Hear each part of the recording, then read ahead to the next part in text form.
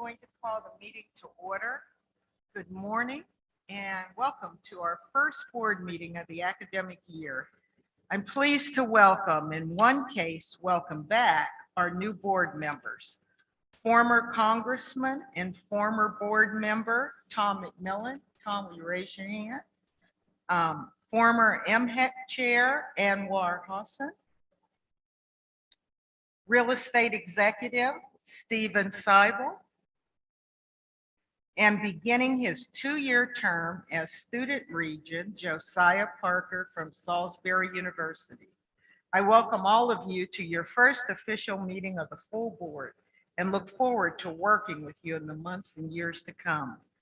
With welcomes come farewells. Today's meeting is President Goodwin's last board meeting. Earlier this week, we had a reception in his honor to celebrate his years of leadership at UMSC's. President Goodwin, you've deepened UMSC's value to the state and beyond, engendered a culture committed to equity and justice in environmental sciences, and have set a foundation for UMSC's to have greater impact in a time when the work of the university's faculty is critical to our future. Thank you.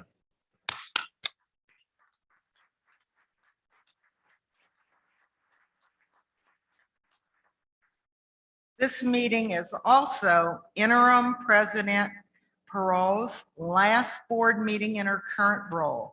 Dr. Perot, you've been a stabilizing force at Towson, even before the transition period. And the board and I thank you for your leadership.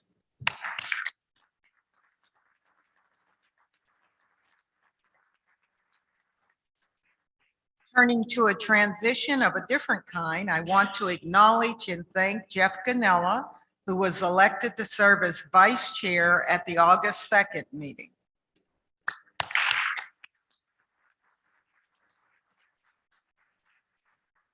In a few minutes, we will hear from our host this morning, University of Maryland Global Campus President Greg Fowler. President Fowler will do double duty this morning, as he will lead today's educational forum on UMGC Ventures. And then, of course, Chancellor Perman will issue his report as we move into the remainder of the meeting. Before moving forward with the agenda, I note that earlier this morning, Chancellor Perman and I had the pleasure of presenting the 2023 USM Regents Staff Awards. Once again, I want to thank and congratulate our winners. We recognize 9 staff members across different categories. Michael Humphreys from UMB, Philip Brunez from Salisbury, Archie Treblata from UMCP, Brooke Church from Salisbury, Stanielle Odom from UMBC, Todd Waters from UMCP, Anthony Rosas from Towson, Margot Young from UMBC, and Courtney Jones Carney from UMB.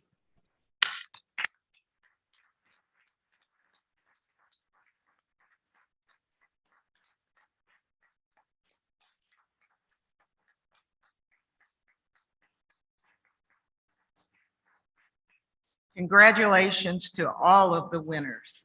And now we'll turn it over to Dr. Fowler. And Dr. Fowler, I just want to say thank you for a wonderful dinner last night and for all that you're doing for UMGC.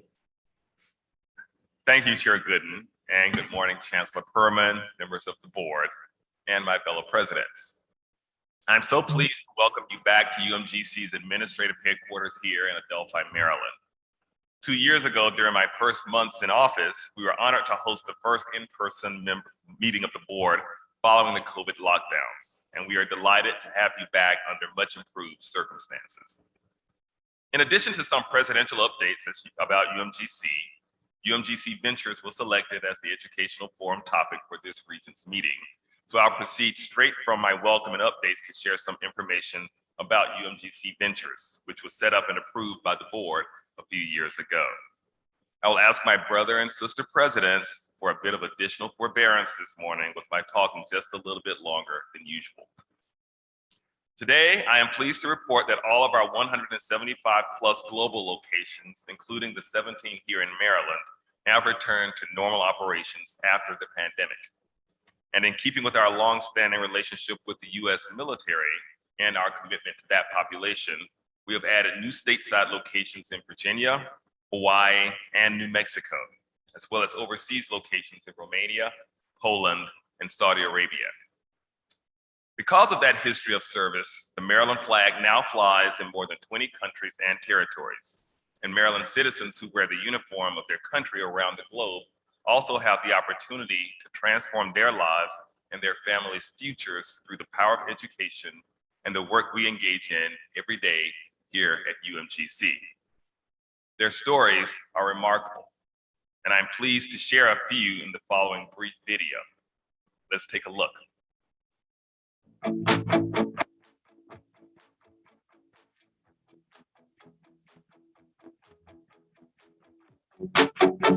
I decided to get a college degree because it would help further my career in the Air Force. UMGC is known throughout the military community as being a premier institution. Starting off with Korea, from there transition to Japan, Germany, South Carolina, they've always been there. It also gave me that tie back to Maryland, where I'm from.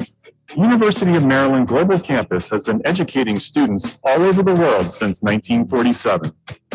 Many of those same students call Maryland their home. Going to a whole different continent and being surrounded by strangers and not being close to home, I definitely felt a lot better knowing that the school I was going to attend was from my state home.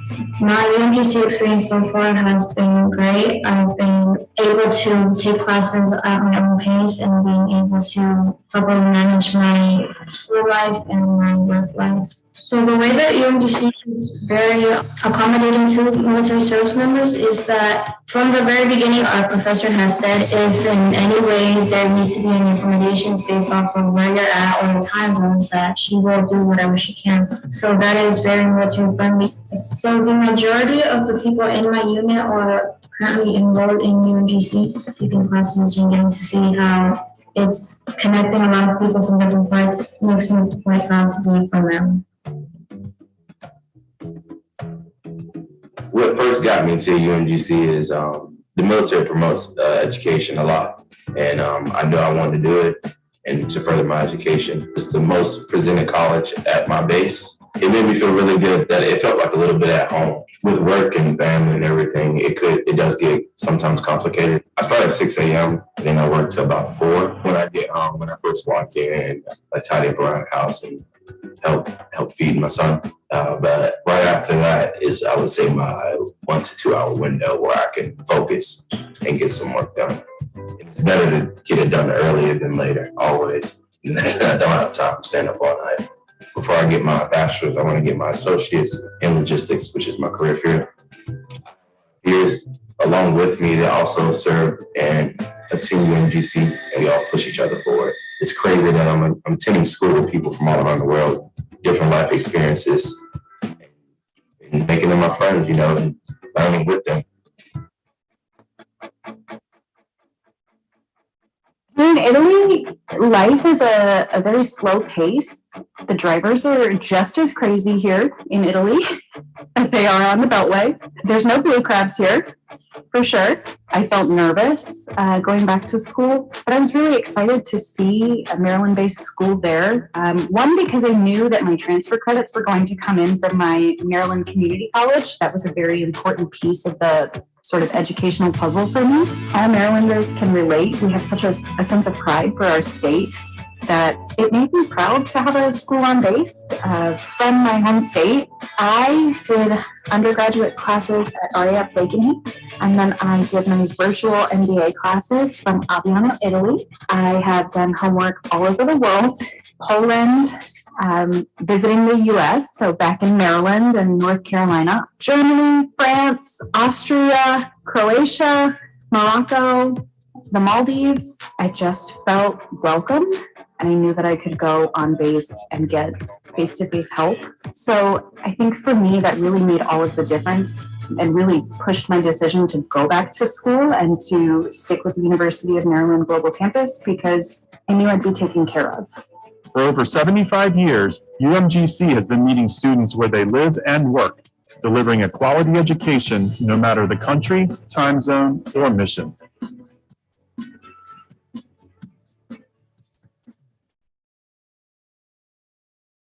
Thank you.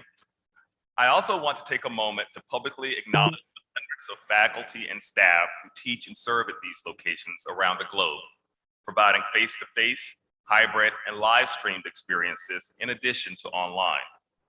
Since the first 7 pioneering faculty flew to post-war Europe 75 years ago, literally thousands have taught or served students on 7 continents, braving active battle zones, deserts, jungles, and more to meet students where they are and to help them to transform their lives.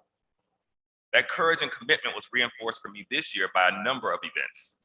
In late May, Super Typhoon Mawar ripped across Guam, flooding homes and forcing closure of Anderson Air Force Base, Naval Base Guam, where we have classes, teams, and operations. It took weeks before power and water were restored and internet connectivity wasn't reestablished until mid to late August. Earlier this year, I was introduced to our new team member, Jackie, who accepted a position at our new education center on Prince Sultan Air Force Base in Saudi Arabia. You would never know it from her smile, but the day before I met Jackie, she had endured a sandstorm, rainstorm, and a hailstorm, and was working to clean up our education center for service members and their families. These are the stories that inspire me every day and that help unite and guide every one of the members of our team. Here at home in Maryland, we are proud to be the largest post-secondary education provider, helping the state achieve its graduation goals and conferring 1/3 of all degrees granted by the University System of Maryland. In FY23, 5,300 Marylanders graduated and another 7,600 enrolled as new students, bringing our total to more than 30,000 Maryland residents currently enrolled at UMGC. Also in FY23, almost 8,000 students enrolled at UMGC through partnerships with industry leaders like Amazon, Target, JP Morgan Chase, and others, continuing our commitment to providing affordable learning options while enduring strong outcomes. We are equally proud to lead in the number of cybersecurity and IT degrees conferred on women and students of color. We were honored earlier this year when the U.S. Department of Education designated UMGC as a minority-serving institution, recognizing the 40,000 African-American, Latino, and Indigenous students that we serve each year. By partnering with states and local businesses, we build strong relationships with those same organizations that hire our graduates, and we learn firsthand what programs and services are most in demand. Last year, in the aftermath of the pandemic, our School of Business, in collaboration with the Capital Region Minority Supplier Development Council, hosted the Minority Business Pandemic Recovery Academy to help minority business owners, CEOs, and presidents navigate the post-pandemic economy. Similarly, this summer, we hosted the 2023 Gen Cyber Infusion and Immersion Teacher Camp, focused on training non-STEM teachers to integrate cybersecurity concepts into their courses, while also introducing more students to cybersecurity fundamentals, concepts, and ethics, as well as the emerging world of virtual reality. This is consistent with our commitment to accountability, whether ensuring that learners come here and get what they came for, or that the learning experiences we offer to our corporate and government partners align with their needs and deliver what we promise. As the state looks to continue developing its workforce, UMGC is fully engaged in its role as an engine of post-secondary learning opportunities for individuals who seek skills and credentials that will position them to compete successfully for jobs or promotions in work environments that are changing rapidly, even as roles emerge that didn't even exist years earlier. As I often point out, because of Pandora, Spotify, YouTube, and other platforms, more people listen to music now than ever have in human history. They just don't do it the way that the music industry might have anticipated or preferred 20 years ago when compact discs were the standard mode of delivery. The news and movie industries have undergone similar disruptions, and those of us who are offering learning experiences now find ourselves navigating disruptions and innovations in similar ways. Some try to frame that disruption as a choice that has to be made between the remarkable work that happens at more traditional institutions and the new modalities expanding opportunities to new populations in new ways. This is not, in my opinion, an either or scenario, but rather it is a both and opportunity for Maryland and post-secondary education to continue creating and discovering new things and providing coming of age experiences while also addressing adult populations who need new skills if they already have a degree. At UMGC, we are pleased and proud to stand alongside these institutions, providing opportunities for Marylanders and Americans around the globe. At your seats, you have a copy of the UMGC overview as a review of where we currently see UMGC, and a copy of our new strategic plan, which explores where we will be going as we approach the year 2030. Both publications include additional information about the topics I'm speaking on this morning. This past December, we celebrated a significant milestone as the number of UMGC alumni currently living in Maryland surpassed 100,000 and continues to grow. As you know, many of these follow a learning journey that diverges from the more traditional path from high school to college or university. Just last year, US News and World Report ranked UMGC as the most transfer-friendly university. We also recognize that affordability is a primary obstacle for many of the learners that we serve, and we're aggressive in exploring options that reduce out-of-pocket costs and degree. More than 200 students currently participate in our Prince George's 3D Scholars Program, a partnership with Prince George's County Public School System and Prince George's Community College that allows high-achieving students in county to earn dual credit while still in high school, and ultimately earn a high school diploma, an associate's degree from Prince George's Community College, and a degree from UMGC, all for $10,000 or less. Those who are Pell eligible can actually graduate debt-free. Similarly, our Maryland Completion Scholarship allows Maryland Community College graduates to complete a bachelor's degree for $12,000 or less. To date, we have awarded more than 15,000 of these scholarships, and more than 7,700 recipients have already completed a UMGC credential. Nyla Gibson, a Fort Washington native, is one such graduate, joining our university in 2017 as part of the first cohort in the Prince George's 3D Scholarship Program, and graduating debt-free 2 years ahead of her peers at just 19 years of age, despite battling COVID and other health-related challenges and balancing the competing demands of not one, but 2 part-time jobs. She is currently enrolled at the Parole and Probation Academy as a means of helping others and a stepping stone to a career in law. And her story underscores how the lives that we transform through education can in turn transform countless others. Said Nyla, "I knew since the 8th grade that I wanted to be a lawyer. I enjoyed publicly advocating for people and doing what I felt was right and just. And I wanted to help people receive justice and lower recidivism rates. Her dream," she says, "is to continue within the criminal justice field and become a lawyer and possibly later down the line, a judge. Being able to help people, again, generally makes me happy." Nyla's story, though remarkable, is not unique, and it speaks to the ongoing relevance of education, even as demands, demographics, and expectations continue to shift. As the workforce evolves rapidly, the skills demanded by businesses evolve as well. And they do so far more rapidly than traditional practices and protocols in academia have been designed to accommodate. It is no coincidence that one of my previous places of employment, Western Governors University, is now the single largest private university in America. It was founded by Governors Roy Romer of Colorado and Mike Leavitt of Utah, with the support of 17 other governors, who, in listening to their business communities, recognized the demand for an institution that would focus on ensuring that learners acquired the skills they needed while responding rapidly and agilely to workforce demands. 7 years ago, here at UMGC, My predecessor realized that for Maryland to be competitive in developing workforce readiness, it would need new ways to answer those same demands.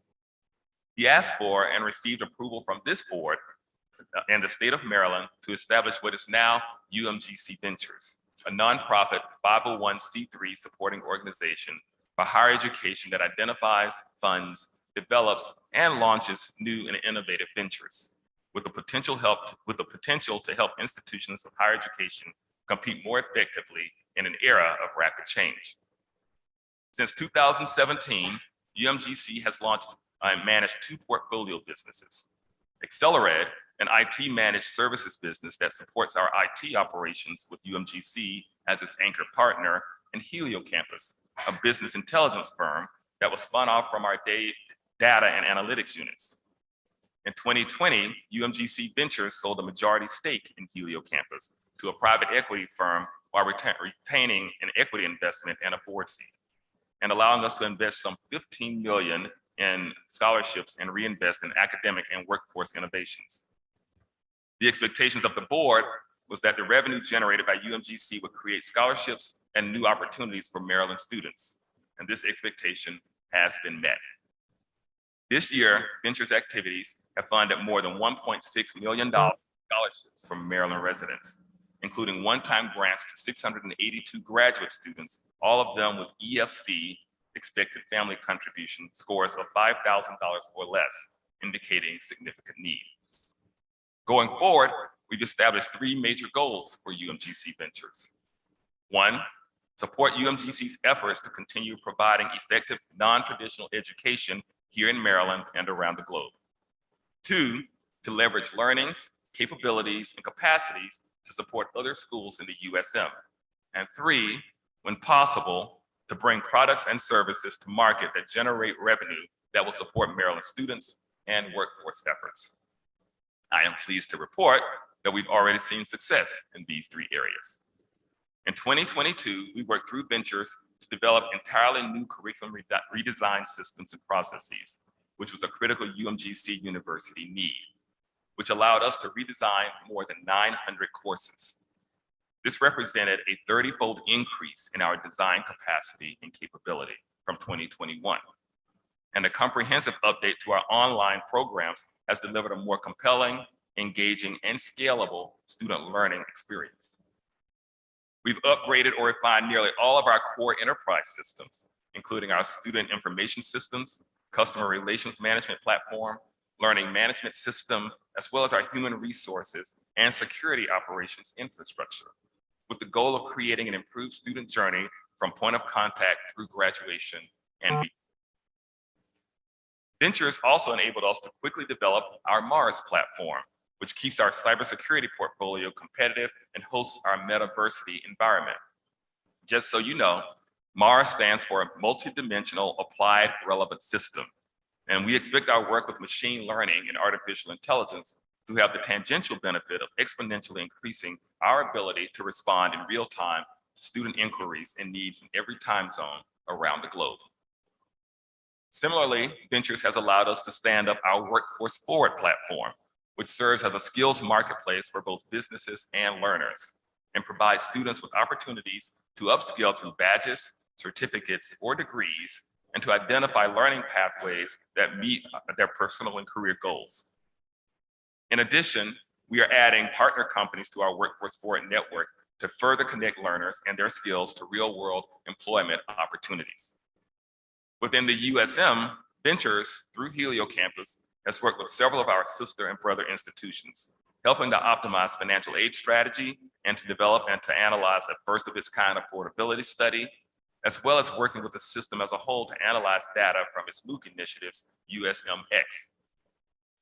Nationwide, through Accelerate and Helio Campus, Ventures has served several institutions like Villanova, Georgia Tech, Texas A&M, the University of Delaware, the University of North Carolina System, Oregon State University, and many others. Bill Roberts chairs the Ventures Board, and we are indeed privileged to benefit from his leadership.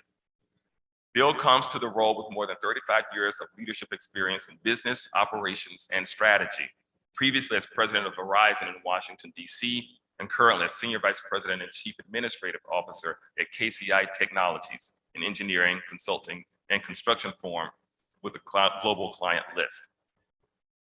Going forward, we believe that UMGC Ventures offers unique advantages as an innovation hub for select technology and service offerings that could benefit the entire university system of Maryland, as well as other Maryland businesses and agencies.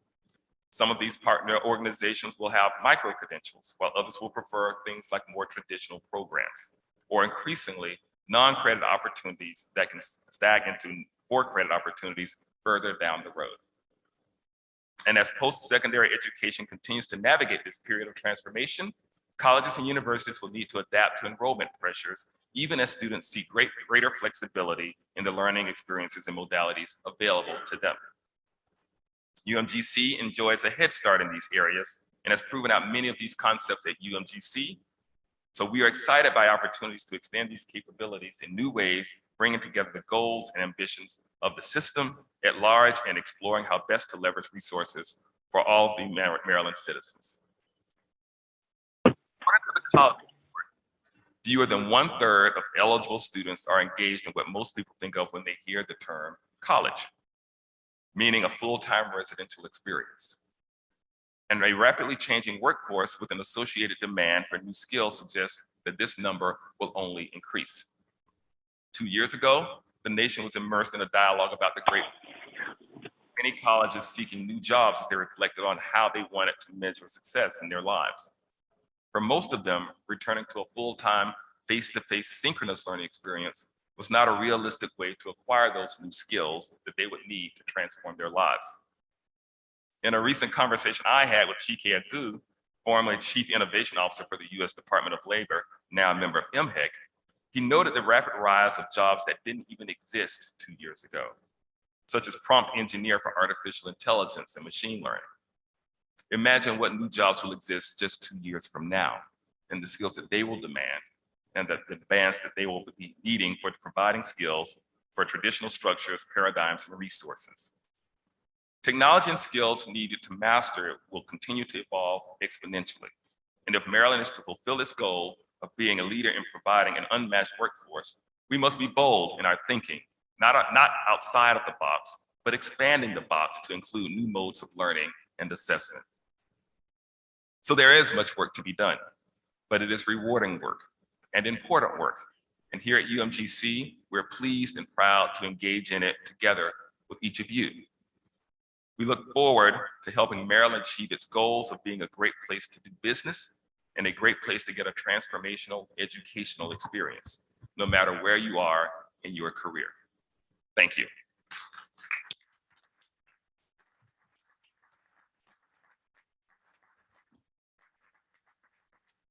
Questions for Greg?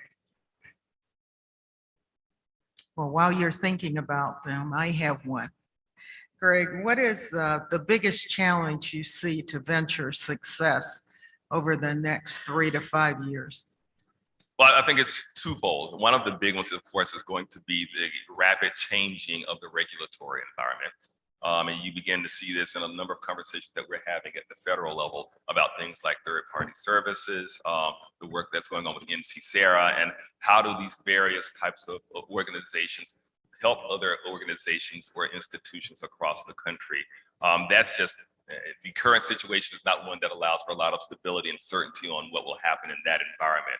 Having said that, I still think that the rapid changing of things will have some demands on the needs of colleges to find new ways to do things that they otherwise wouldn't need to be able to do. Other questions? Yes, you. President Fowler, I don't have really a question. I just have a comment, and it's just that I really applaud the second goal in your 3 goals, and that is to provide as much assistance and help across our system with our universities. Because I think that we all believe, I think the power of our system is in the talent that lies within all of our universities, and so that the way the ventures can help across that, it's terrific. So I just applaud that. Thank you. I very much appreciate that, because I believe the system in its diversity has so many different opportunities that no other system in the country has. And if we can find ways to let ventures help with that capacity and capability, we can do some amazing things here in the state. Secretary Addicks, and then Regent Ganella. Thanks. President Fowler, just curious, as you build out the great infrastructure and the relationship with the military is fantastic. Have you interacted or gotten any feedback about any particular industries that are noting any particular needs or desires about getting adults in the workforce prepared? In the military? And other than the military, any particular industries? Oh, certainly. And a lot of our work with the corporations and communities that we're working in, healthcare, of course, is a huge one.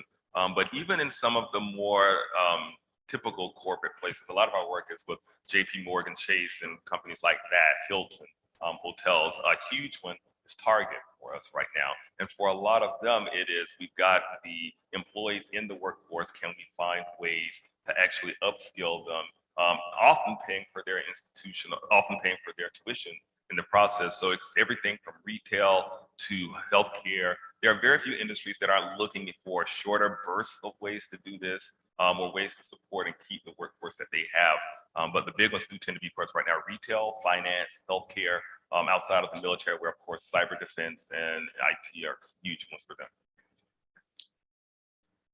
Yes, Anwar? I have a question, maybe a comment. I saw your UMGC collaborators, institutions, universities. Are you also looking into some international universities to be partners in that?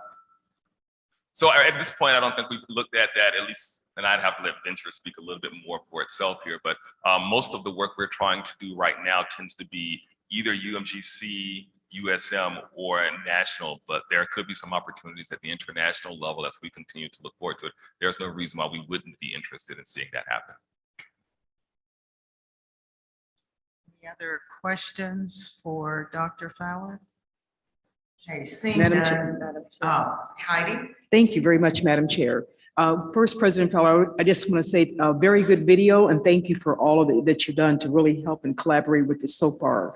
The question I have is this: can you brainstorm a little bit, just very quickly, what other ways should we be collaborating with you, especially our institutions?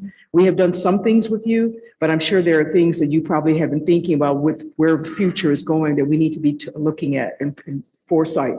So this is one of those where it may vary a little bit from university to university, but I believe that Ventures has the ability to help with capacities and capabilities, whether it is in designing of learning experiences and some of the work they're doing, and maybe technical infrastructure. A lot of the schools in the higher education conversation nationwide is about what is the next generation of this and how do we get there?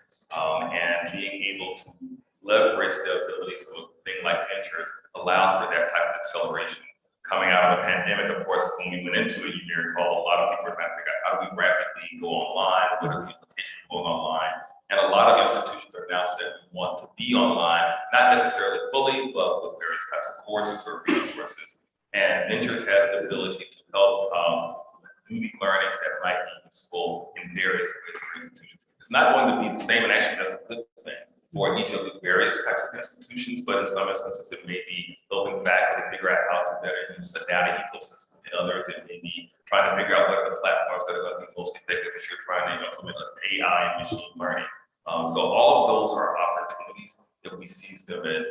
And my mom always used to say to me, you know, if you've got older brothers, if you can pay attention to their mistakes, you don't have to make the same ones. You make your own, but you don't have to repeat theirs. So how do we take this moment and learn from each other and leverage those things? Because with that in mind, given the diversity of the university system of Maryland and various schools and populations we're trying to serve, there's no reason why we can't be the workforce leader for the country. Thank you. Any other questions or comments? Seeing none, I would like to thank you and Bill for your leadership of Ventures and for helping us understand how it contributes to innovation in education.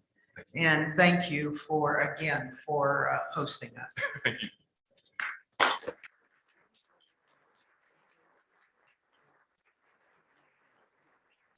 We'll now hear from the Chancellor's report.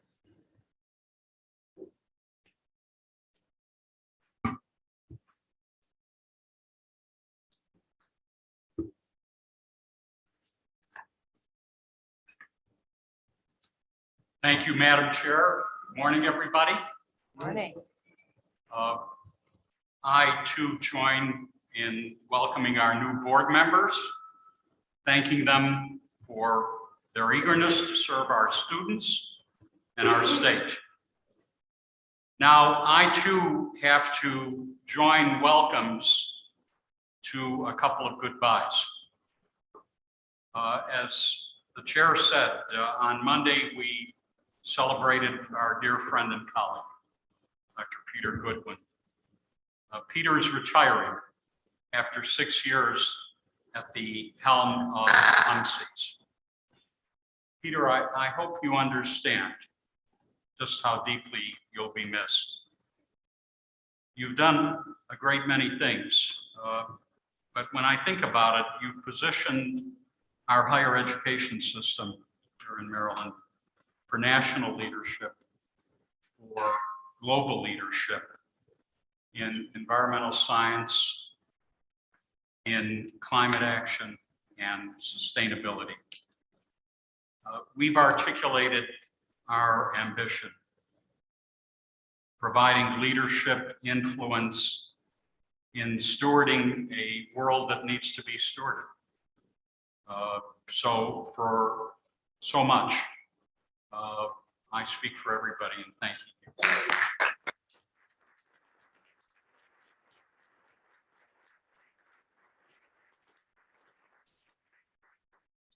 We've initiated the search for Peter's successor, someone who will build on UMC's strength. Regents, thank you for chairing this important search.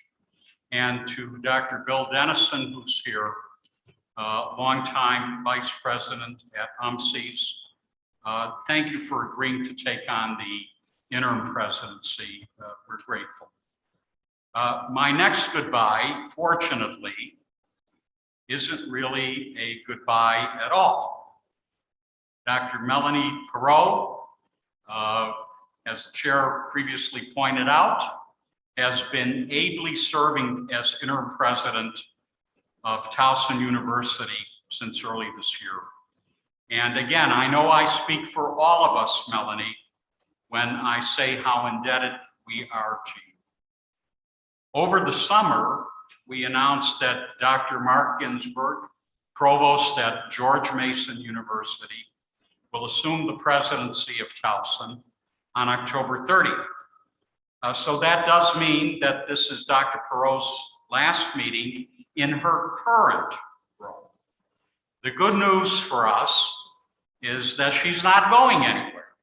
And I know she'll be an enormous asset to Dr. Ginsburg as he gets to know the Towson community. Melanie, thank you.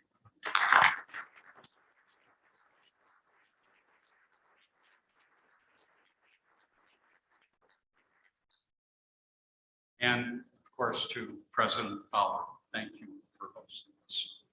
I am constantly in awe of UMGC's work in access and innovation, for your work in identifying new models, you emphasized it today, for closing our equity gap, for quickly scaling up programs and pathways for underrepresented students. You talked about what you're doing in Prince George's County. This university is doing so much of that, I need to point out, with grant support from the Bill and Melinda Gates Foundation. Congratulations for that. And of course, UMGC continues to expand its nationwide alliances to boost access and affordability. Just two of UMGC's newest partnerships that I'd like to point out to the board, and there are many. One is with Northwell Health, which happens to be New York's largest healthcare system, and the other with an institution close to where I hail from, the College of DuPage, which is Illinois' largest community college.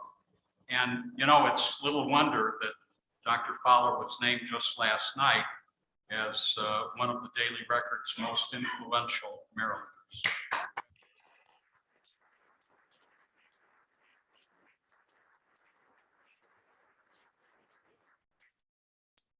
Now, this is the September meeting, and you might know what that means. It means I've got a pile of national rankings to get through. I could be here all day, but the chair will kill me. So I'll give you a sample and urge you to read my full report for more.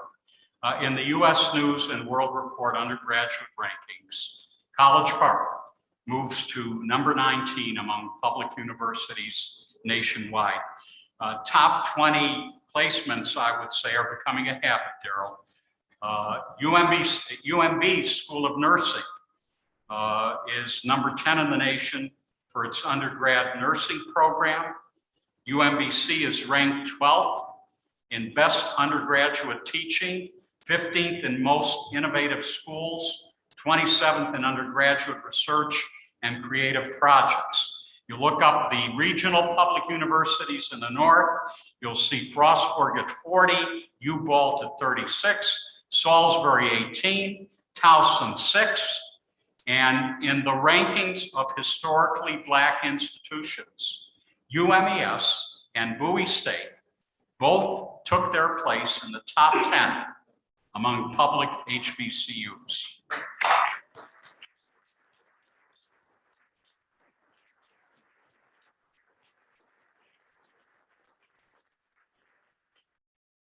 Beyond U.S. News, our universities landed on a staggering number of best of lists. The Forbes list of top colleges measures what, for many of us, is the right stuff that matters to our students. Affordability, grad rates, graduation rates, post-grad earnings, outcomes for low-income students. You know, social mobility. This is what we all say is so terribly important. And on that list, you'll see Salisbury, you'll see Towson, you'll see UMBC, number 30 nationwide among publics, and College Park, up 10 spots during Dr. Pine's tenure, is now 13th among publics.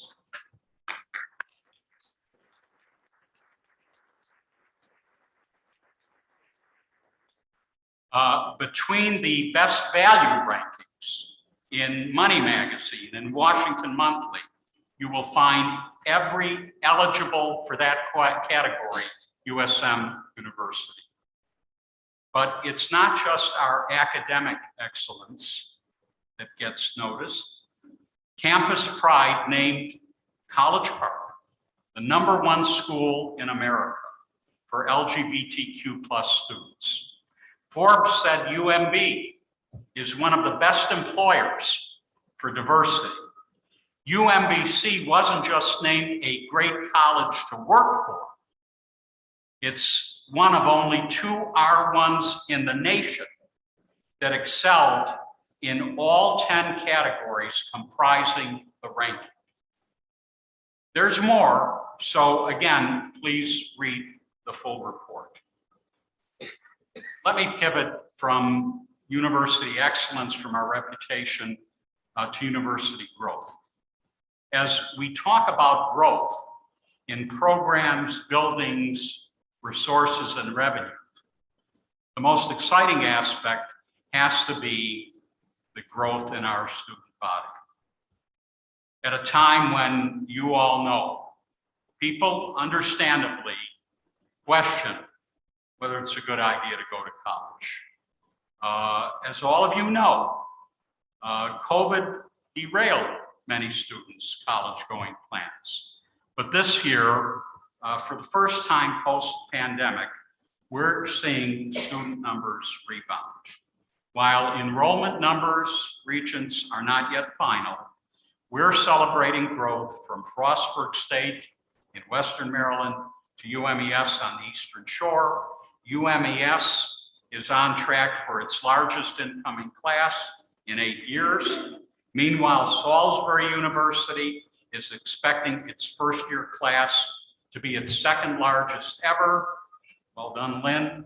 Towson is welcoming its biggest incoming class in university history. Maryland students do understand the value of the education we offer, and they're betting that our value will pay off for them. They're coming, and I think that bet is a good bet. But we're not content with this uptick in enrollment. Let me mention initiatives that promise future growth. A few months ago, this board authorized our historically Black institutions to offer in-state tuition to out-of-state students, those out-of-state students who, by virtue of where they live, have limited access to an HBCU. Coppin State and UMES decided to go forward with this, and they've since gotten national attention for this move. It's a thoughtful, responsible policy which promises to attract more out-of-state students to their campus, improve retention and completion for those already there. Thank you. At the USM at Hagerstown, Dr. Ashby and his team just awarded more than $80,000 in scholarship. USM at Hagerstown is a small institution. $80,000 is a lot of money for that community. That money represents 24 students who are getting the aid they need to go to college, to stay in college, to graduate on time, to serve their communities with their knowledge, their skills, and yes, the wealth that they generate from working. Frankly, that's the promise of higher ed. So thank you, Jacob Ashby. Growth in our enrollment is paired with growth in our academic programs, growth that's good for our students, our employers, our innovative power, our economic strength. I want to point out a half dozen new programs at Bowie State. The university welcomed its first students in its public health and information technology program. Not just to grow the number of professionals who can exploit big data to improve population health, but to diversify those professionals so that we stop leaving people behind and achieve the health equity that's eluded us. Towson's new interdisciplinary autism studies PhD launched this fall. It's one of only a few in the nation allowing students to approach the important matter of autism from several different angles, producing scholars who can think about neurodiversity in new and different ways. UBalt's Merritt School of Business has launched a STEM designated Master of Science in Business Finance so that students can compete in a landscape that's so reliant now on data analytics. It emphasizes quantitative analysis, data-driven decision-making, and mathematical modeling. Frostburg State has a new undergrad degree in environmental science, serving as a pathway to its new Master of Science in Environmental Management. And that's a partnership with UMCES, UMCES. The universities at Shady Grove has launched an initiative called Hire You. Now that's a play on words, hire, H-I-R-E. The program doesn't just develop students' career-ready skills, it documents them. So an app actually tracks students' progress as they master 9 distinct career competencies. At Coppin State, there's a new program in data science, which was approved for delivery, not at Coppin proper, but at the USM at Southern Maryland. And work is underway now to recruit students for the spring. This is the idea of the regional centers. This is the way our extraordinary institutions understand their responsibility beyond their local communities. Their whole responsibility to Maryland. And this is the way we leverage the system. The word partnership has come up again and again today. And you know how pleased I am about that. So I thank the presidents. Let me go from programs to outcomes. And if I may paint a picture of UMES. Every year since 2015, Dr. Anderson, students in UMES's physical therapy program have exceeded a 95% first-time pass rate on the national licensure exam. Talking about outcomes metrics. And for 5 straight years, its pharmacy students have posted the highest first-time pass rates among all HBCUs. And students in UMES's new physician assistant master's program have earned the highest board pass rates in the nation. Dr. Anderson, congratulations to you.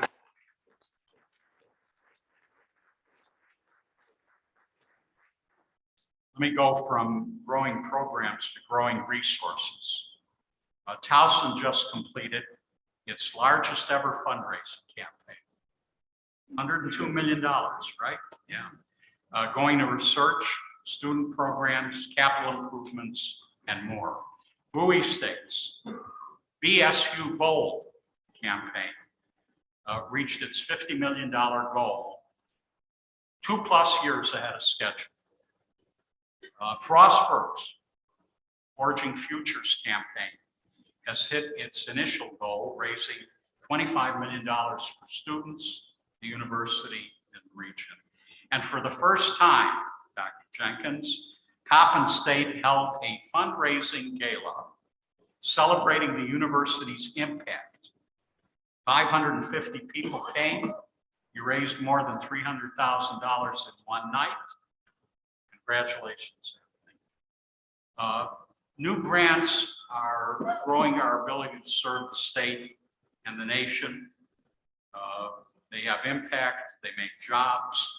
On Monday evening, Dr. Goodwin let it slip that the NSF has selected UMCES to lead the Global Nitrogen Innovation Center.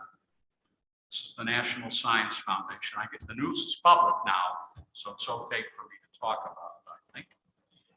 Working with US and international universities, UMCES is going to investigate an emerging technology called green ammonia, which could be a game changer in providing clean energy and supporting food production while mitigating climate change.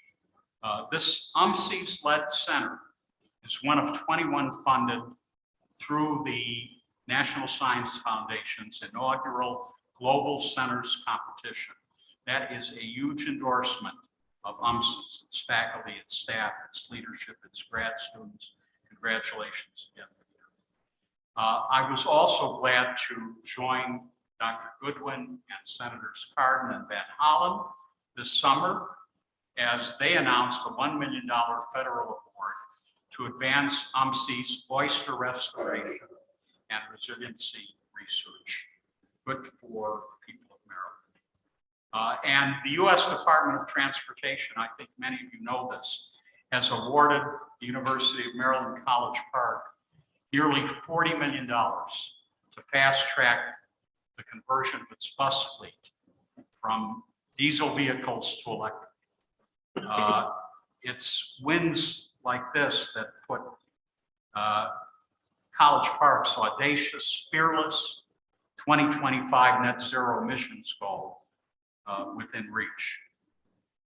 UMES, one of 19 historically Black land grant institutions, sharing $33 million and an award from the USDA. UMES has 5 food safety and agricultural innovation projects funded, worth $2.5 million combined. And with a $5.5 million grant from the U.S. Department of Education, UMBC School of Social Work is partnering with Coppin State and UMBC to expand training for school-based mental health providers. Those grant funds support the placement of 105 social work students per year in local public schools where the need, of course, we know this, for mental health counseling has really exploded. The effort is intended not only to expand, but to diversify Maryland's core of social workers so that they reflect the children and the communities they serve. And the FDA has renewed its funding for MCERC. That's a partnership between College Park and UMB that improves the ways that drugs and medical devices are evaluated. That's a $50 million agreement, partnerships. Let me also congratulate Dr. Pines on this week's opening of the National Quantum Laboratory, where the world will gather to work with the most powerful quantum computers and with the top experts in the field. The Q Lab has required an extraordinary investment of money and time and energy from you and from IonQ. And I think we all can't wait to see the breakthroughs that come next. I think you can trace all of this excellence of our institutions to the people that work in our institutions and the excellence of our people leading them. You gotta have leadership. UMB President Bruce Gerald made the Baltimore Business Journal's Power 10, just 10 leaders recognized for moving Greater Baltimore forward. Congratulations, Bruce. Dr. Ann Kademian at USG was honored by Bethesda Magazine as one of 6 women who inspire. She regularly inspires me. Congratulations, Ann. Frostburg President Ron Nowacek has been appointed to the Middle States Commission on Higher Education. That's our accrediting commission. It's a big deal.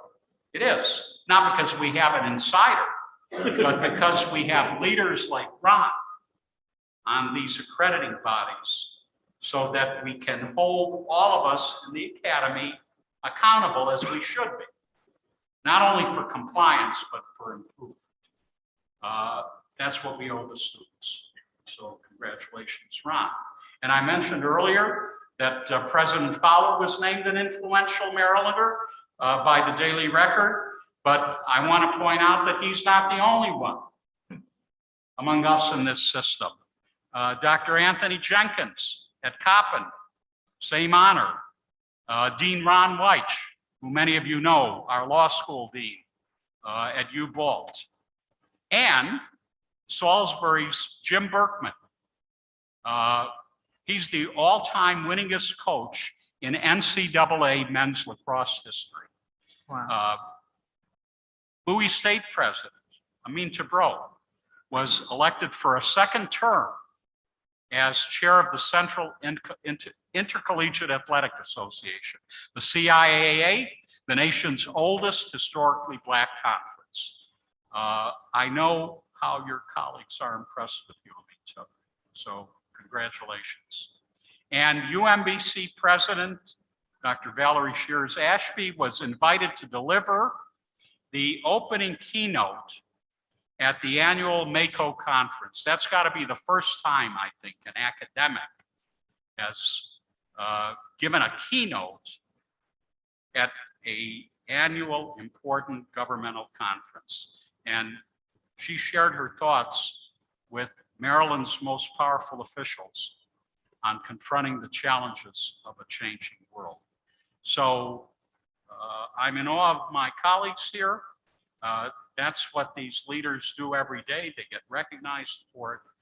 And I thank you all for being such an example for all of us. Madam Chair, this concludes my report. Thank you, Jim.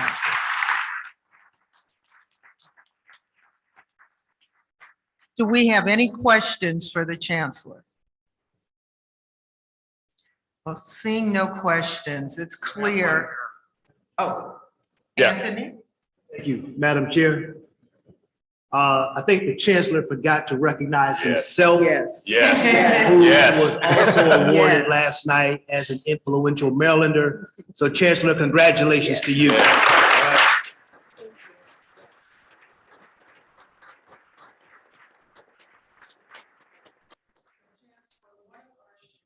Goals is achieving preeminence. Based on your report, we're well on our way in that journey, so thank you. We'll now have our report of the councils. And the first report is from Dr. Habeck. It's the Council of University System Faculty Report. Good morning. Good morning. Good morning, Chair Gooden, members of the Board of Regents, university presidents, and Chancellor Perman. Thank you for having me here this morning. I am Heather Rogers Haverback, and I am the current CUSIF president or chairperson, excuse me. I heard a lot about presidents, so I apologize. I'm the current CUSIF chairperson for this year. I've had the honor of meeting many of you, but I would like to start by introducing myself to those of you who I've not yet met, with just a brief introduction. I'm a professor at Towson University, and I have been there since 2007. Before that, I was a middle school teacher, and I taught in Maryland, Virginia, Japan, and Ireland. That prompted me to go to the University of Maryland, College Park, where I received my PhD in 2007 in educational psychology and human development. With that degree and my interest in teachers, education, and motivation, I currently study self-efficacy beliefs within teachers and domain specificity. So more or less, I look at how teachers feel that they're teaching within their specific domain of study. I know that we're all looking at what's going on with Maryland teachers today, and I truly believe, and this is a conversation for another time, that self-efficacy beliefs are part of retention and recruitment of teachers, but I won't bore you with that right now. My husband is a Maryland native, and currently we are raising our 3 children here in Maryland, and I think that it's one of the most exciting times in education that I have seen in the state. This year, 2023, we will see more of the implementation of the blueprint, and there is a lot coming down the road for education, both in higher ed as well as throughout all of the grades. I am honored to be part of this year and to continue to work with you this year with CUSIF and with all of the things that we have that we'll be able to do. We had a strong start to the year, and I know that I gave you a brief report. We had our first meeting on Wednesday, the 20th. So I'm just going to give you a few concise notes from that meeting, as well as what is going on this year. The executive committee met in early September, and again, we met as the general body on Wednesday. In our first meeting, we held the orientation for new members, and we discussed our roles, the role that CUSIF plays within USM, and our roles as CUSIF members. The committee chairs are in place for the year, but we have not set any initiatives yet. I am waiting for the committee chairs to talk about initiatives and think about what they would do with their new members. I want to specify that I did ask all of the committees this year and the chairs to consider the USM strategic plan and how any of those initiatives and goals fit within that plan, and highlight those because I know that that will be of interest and a good starting point. To that end, Allison Wren spoke about the USM strategic plan, and we were able to have some good discussions, questions, and answers. This year, I also believe that we will continue to focus and finalize on our bylaws and any revisions that go along with them. I look forward to sharing more of the work with you in the upcoming year. And I do want to end by saying that I would be remiss if I did not thank Interim President Perot for all of the leadership that she has given to Towson during this time. And I look forward to continuing to your leadership and working with you. So thank you all for having me, and I look forward to this year.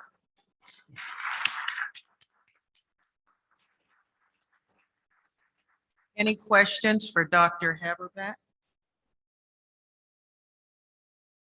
Sorry, it's my first official time. No problem. No problem. It doesn't look like we have any. Thank you for your report. We now have the Council of University System Staff with Dr. Patricio. Hello, everyone. Morning. Chair Gooden, Chancellor Perman, University Presidents, thank you for your time today.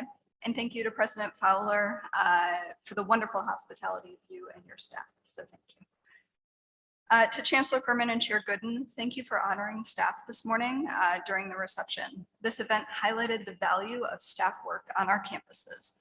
You saw that staff do not just do administrative work, though that is highly valuable in and of itself, but also contribute to areas like spearheading innovative COVID responses and creating environments for our students to succeed, without which many of our students wouldn't thrive or survive.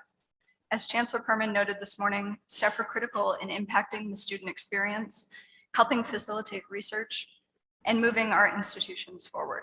My goal is to keep the work of staff in front of you to consider as you do the good work of advancing the USM. I'm grateful to be standing here before you today, back for my second year as CUS chair. For those who I have yet to meet, I'd like to share a little bit about me and my background. After years of moving, attending 7 different K-12 schools as a child of a military service member, I entered college as a first-generation student, a bit lost, who found a home in residence life as a resident assistant, thus beginning my career in and passion for higher education. My early career included work in student conduct and residence life, serving students in what you might call challenging but important ways. For the past 11 years, I've been at UMCP and oversee finance, HR, and other administrative operations, working in the Division of Student Affairs. I am also a proud UMCP alum, where I received my PhD in education policy. For my dissertation research, I used a quantitative approach to study transfer student pathways and success, a topic that seems to be front of mind by many these days, and a key component to our success in the USM, opening up access to students who never thought a 4-year school was an option for them. Since writing my report to you, CUS has officially identified our areas of focus for the coming year. We will be focused on advancing and ideally completing several initiatives that we began last year. Change takes time. Our action items include our regular annual activities like planning the Joint Council session in November and the USM Advocacy Day in February. But we will also be working to make positive changes for the lives of staff. We hope to do this by, among other priorities, revisiting the issue of duplicative student fees for staff and faculties who take courses at their home institutions, assessing the ombud services for staff on each of our campuses, and finally, separating out the non-exempt Board of Regents awards process from the exempt process to make it more accessible for all of our staff. I will share a full action plan in our next meeting's packet for your review. To President Goodwin and Interim President Perot, it has truly been a pleasure working with you both. Your kindness to me and the staff you work with has not gone unnoticed. On behalf of all staff, I wish you the best in your next adventures. I'd also like to thank the USM staff who have put together a truly engaging professional development week, which concludes today. From fascinating topics to thoughtful and experienced presenters and panelists, it was a great experience that I know hundreds took advantage of within the system. Thank you for investing in the development of all who serve the USM. Thank you all for your time today. I look forward to a productive and engaging year, and I will take any questions you may have. Seeing none, thank you, Dr. Patricio. We'll now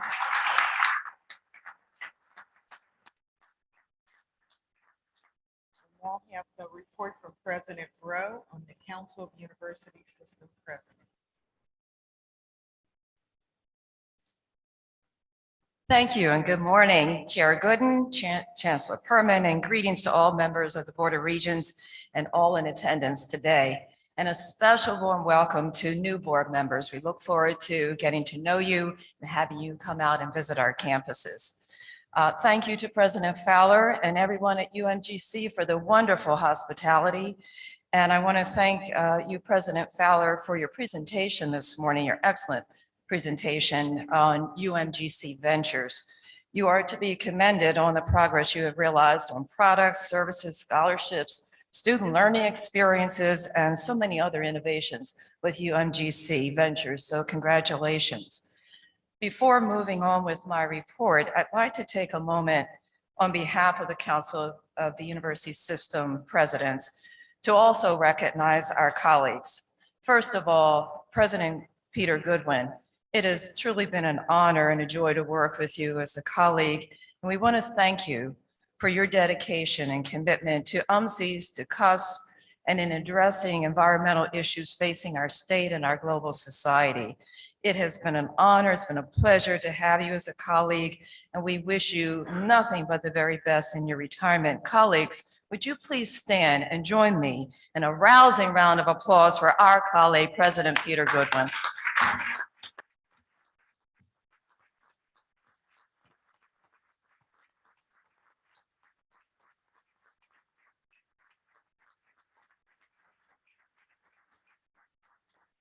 President Goodwin, know that the work that you have started with our universities, including Bowie State University, will continue on. So thank you for the legacy that you have left for us to follow. Thank you. And on behalf of CUSP, I'd also like to add my thanks and appreciation to Dr. Melanie Perrault. You've been an outstanding leader during these times, and we have enjoyed having you. We know you're not going too far, but we do want to take this opportunity to also thank you and wish you the very best at Towson University. Colleagues and everyone, please, another round.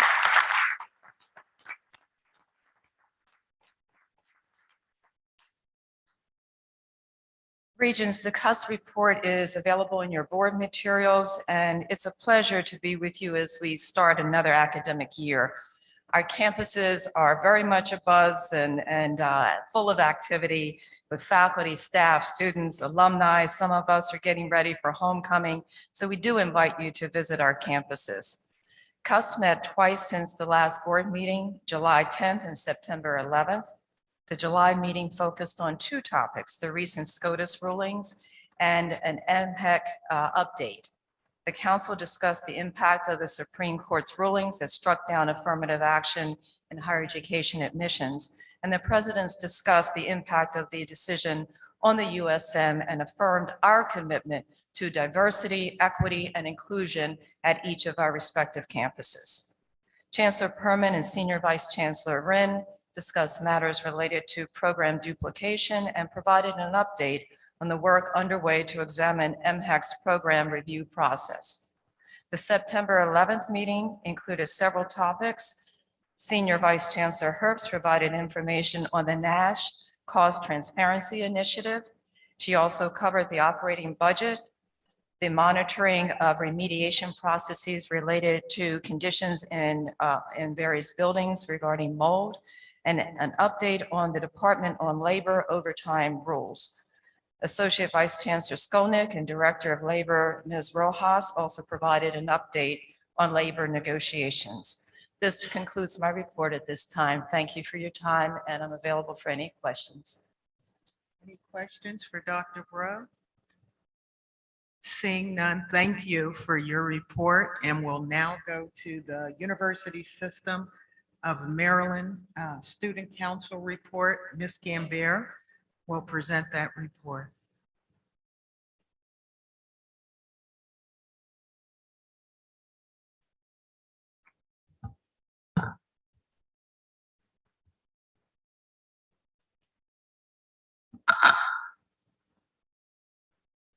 Good morning, Chair Gooden, Chancellor Perman, the Board of Regents, and University Presidents. My name is Venavi Gambier. I am a third-year undergraduate student at the University of Maryland, College Park. I am an advocate for child and youth holistic health, and I will be attending the Icahn School of Medicine at Mount Sinai at the end of my 2 years here.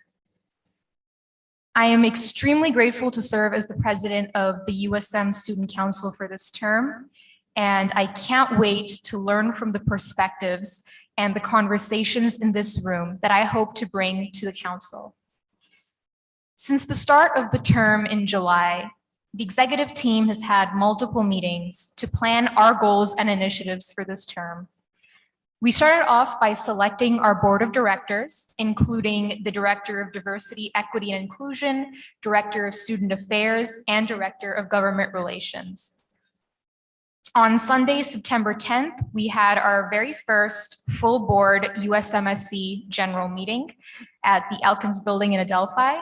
And that had a turnout of over 20 attendees from almost all USM institutions. So that was amazing.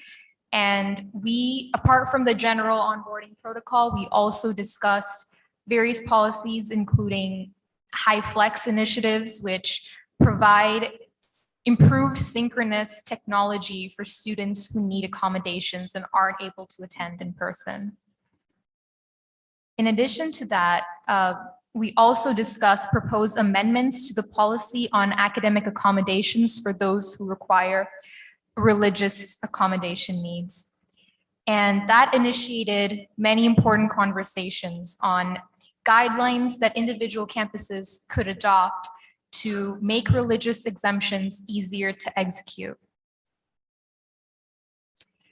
Some broader goals we have for this term include, first of all, launching the inaugural USM Student Speaker Forum event. We're very excited about this one. So the USM Speaker Forum event would bring together undergraduate and graduate students from across as many institutions as possible to provide a platform to share unique, compelling, and innovative perspectives through not only oral presentations, but also various other forms of expression.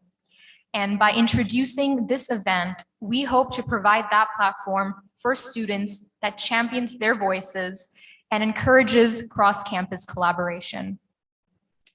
Additionally, we're hoping to interview candidates for the student regent position and hopefully send our candidates to Chancellor Perman.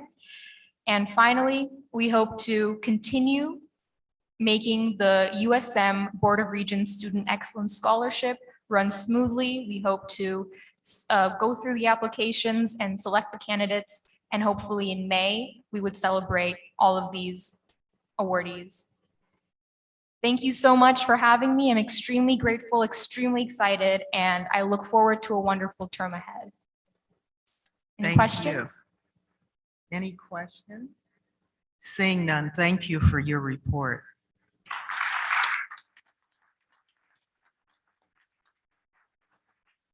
It's now time for public comment. Ms. Wilkerson will moderate the public session. Ms. Wilkerson? Good morning. Thank you, Madam Chair. It's now time for public comment. Each regularly scheduled meeting of the Board of Regents will include a period for public comment. In accordance with our guidelines on public comment, which are posted on the USM website, the agenda includes 15 minutes set aside for this purpose. Requests for public comment should be submitted 48 hours before the meeting, and comments should pertain only to items on the agenda. 2 speakers have requested to address the board this morning, and each will have 3 minutes to do so. The board fully dedicates the period of public comment to the speakers and will not respond to questions or comments during the meeting. As needed, any follow-up will take place after the meeting. Now, this morning, as I said, we have 2 speakers, and the first speaker is Graduate Assistant Rigby Phillips, and she is here to speak on collective bargaining rights.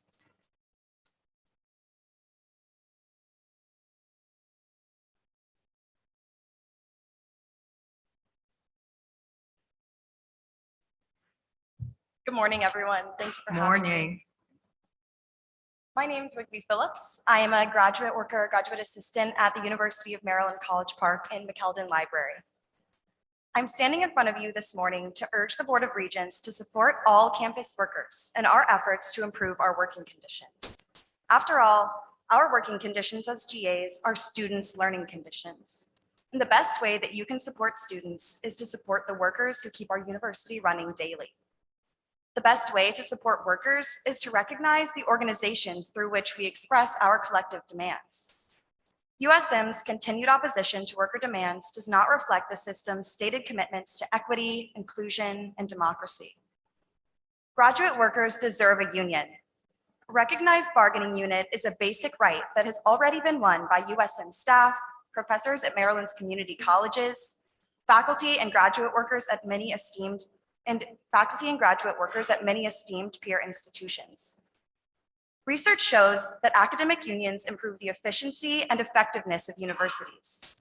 Unions empower workers, increase administrative transparency, and strengthen the voices of workers who interact with our students daily. Unionization will help diversify the graduate student body. Graduate worker stipends on the UMCP campus are at least $11,000 below the cost of living here. This makes it difficult for students from marginalized and low-income backgrounds to attend UMD, as they may not be able to count on the financial support of family members. I personally juggle 3 part-time jobs to supplement my GA stipend, and I still struggle. Rent, groceries, and other necessary expenses are a constant source of stress for graduate students like me and thousands of us. My own concerns pale in comparison to my international colleagues who are strictly not allowed to work more than 20 hours per week to earn extra money. So I ask you, the Board of Regents, to stop opposing worker organizing efforts, including legislation to enable collective bargaining. Stop using donor dollars to fund anti-democratic initiatives that stifle the collective voice of academic workers. Academic workers alone have the right to decide whether we would like to form a union. I care deeply for UMD. I moved hundreds of miles away from home to pursue my undergraduate degree here, and I chose to remain here for graduate school. But it has become more and more difficult to justify to myself that the sacrifices I make for this degree and the stress that it causes me is worth it. I speak to you today in hopes of fostering a more equitable, democratic university system. Education is one of our greatest tools for creating a better, safer future for our community, our state, and our world. Therefore, it is crucial that all workers in Maryland's universities have a democratic say in their working conditions so that students get the quality education that you promise and that they deserve. Thank you for having me.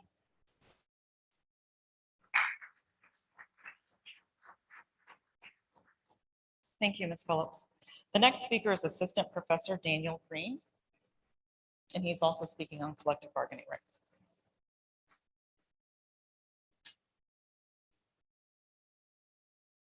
Good morning. Good morning. Thank you. Some of us know we're south of Mason-Dixon.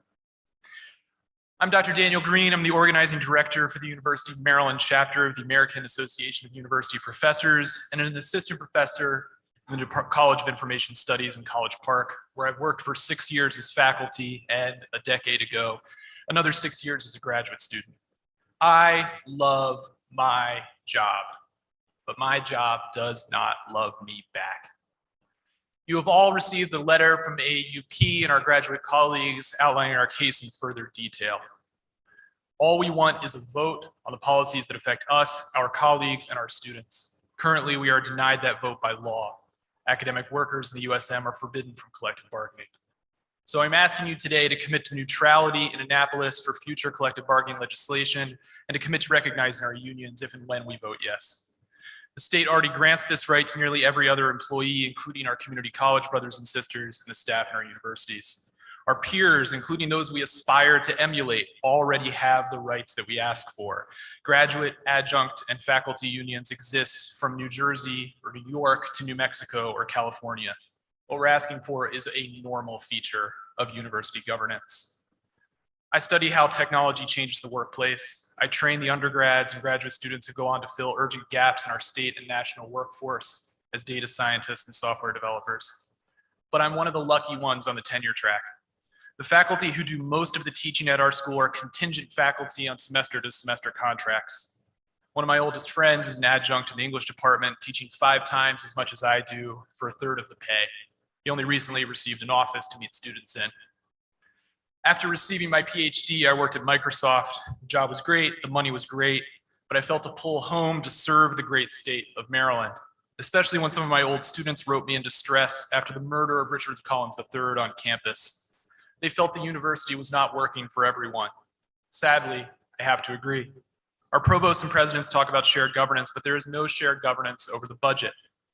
The provost has frozen my college's undergraduate revenue, and as a result, the class I'm teaching this semester has grown from 20 to 40 to 75 students without any additional support.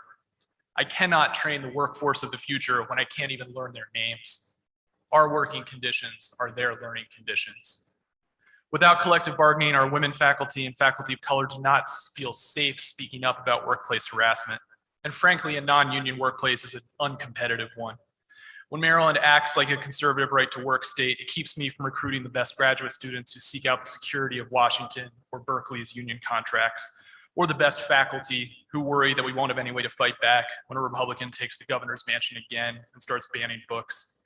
We need to match our peers' standards. College Park won't be an Ann Arbor or a Berkeley until we're a union town. I urge the members of this board to commit to working with graduate workers, adjuncts, and tenure track faculty instead of against us. Commit to neutrality in Annapolis. Let us have our vote.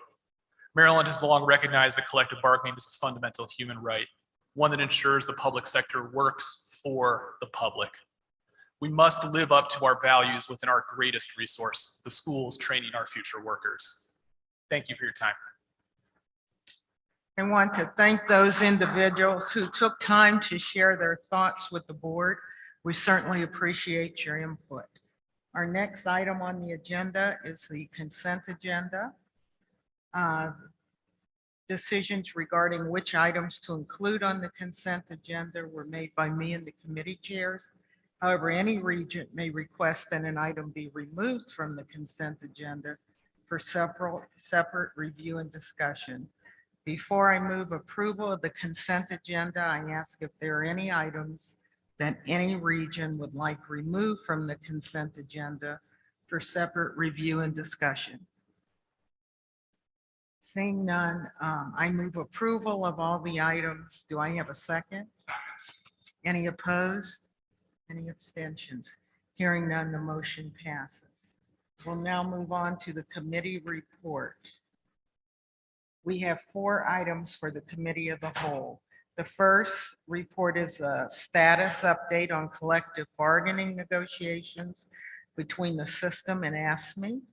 As you recall, in 2022, Maryland law was changed to allow collective bargaining between an exclusive representative and the bargaining units for employees who vote on such representation. Senior Vice Chancellor Herbst will provide the report. Chancellor Herbst.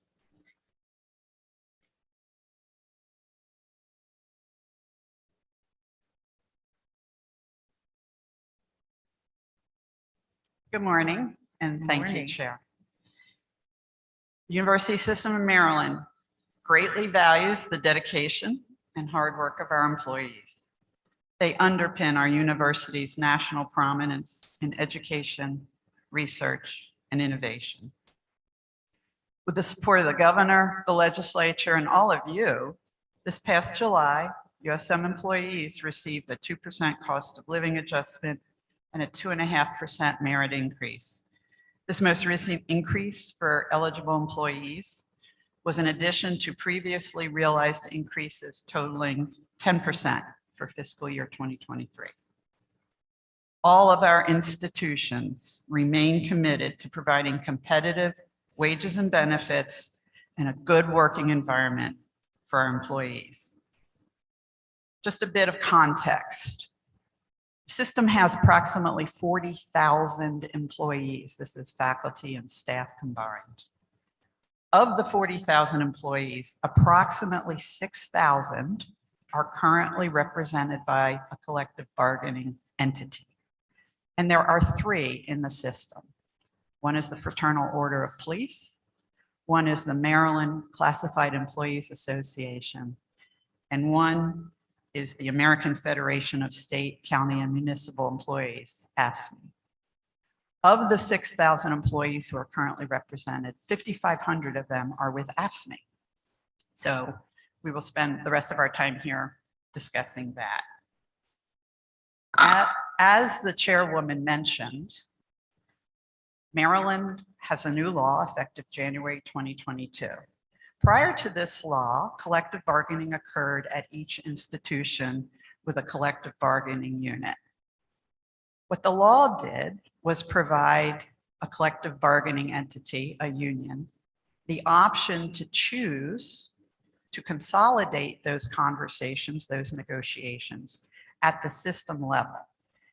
Now, the exclusive representative had to represent employees at more than one institution, of course, for it to be consolidated. The law did also allow that certain topics be reserved for negotiation by the individual institutions. But the law does specify that the chancellor's designee, rather than the institutional president's designee, will lead negotiations if done on a consolidated basis. and AFSCME, which does represent 15 individually certified bargaining units across 9 of our institutions, elected to negotiate under the consolidated agreement. And so we began. Last year, the chancellor's designee and representatives from across all the universities began meeting with AFSCME representatives to engage in this consolidated collective bargaining negotiation on behalf of all AFSCME representative employees across USM. We were happy to get this process underway and have been meaningfully engaged in this process throughout the past year. Let me give you some highlights. At the second negotiating session in September 2022, the USM team presented a comprehensive MOU proposal. In December 2022, the US team again prepared and presented a consolidated MOU proposal. Most recently, in May 2023, a third consolidated MOU proposal was presented, which was revised to identify areas where tentative agreement has been reached and which includes language from counter proposals made by the USM team. The teams, AFSCME and the university system representatives, have met 14 times thus far and have reached tentative agreement on over 25 provisions. Understanding the operational impact and cost of proposals presented is an important part of the collective bargaining process, particularly for public sector institutions. Certainly, economic commitments made at the bargaining table can last many years. AFSCME's proposals made to date are all estimated by the universities in terms of what impact they will have financially and in other areas. And to date, all of the proposals combined carry an estimated cost of just under $1 billion over the course of a 3-year period, which is what the MOU period would be. Though the parties have a long way to go yet, and careful consideration must be given to any operational and fiscal impact of the proposals, we remain committed to a constructive process in the months ahead and to reaching agreement on a consolidated MOU with AFSCME. If you could put the slide up, please.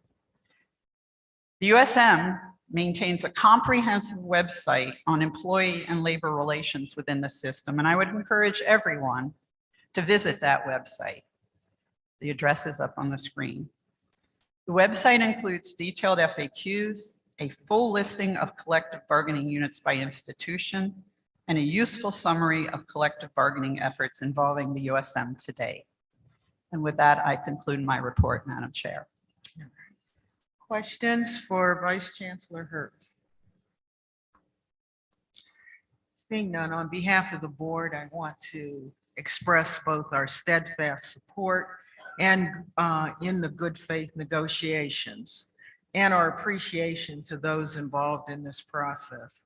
Although we have many different perspectives, ultimately, we all want the best for our employees. Continued constructive and meaningful negotiations will serve to reach an agreement on the issues important to our staff. Thank you for all of your work here, Vice Chancellor Herbst. Thank you. Our next item is an update from Regent Woods, who will provide an update on the board's prison education initiative. If you'll recall, last year, Regents Wood and her agreed to lead the effort to better understand prison education programs, support for these programs, and how at a system level we could expand educational opportunity to incarcerated individuals. Regent Wood will provide the board with an update on this important subject.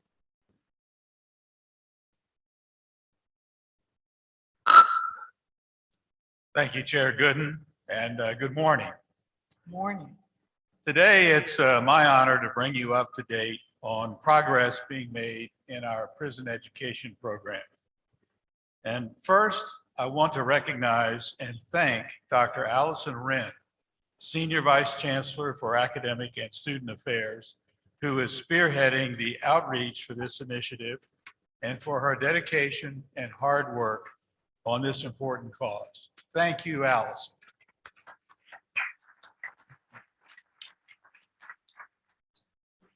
Previously, Regent Her and I provided 2 updates to this board on this topic.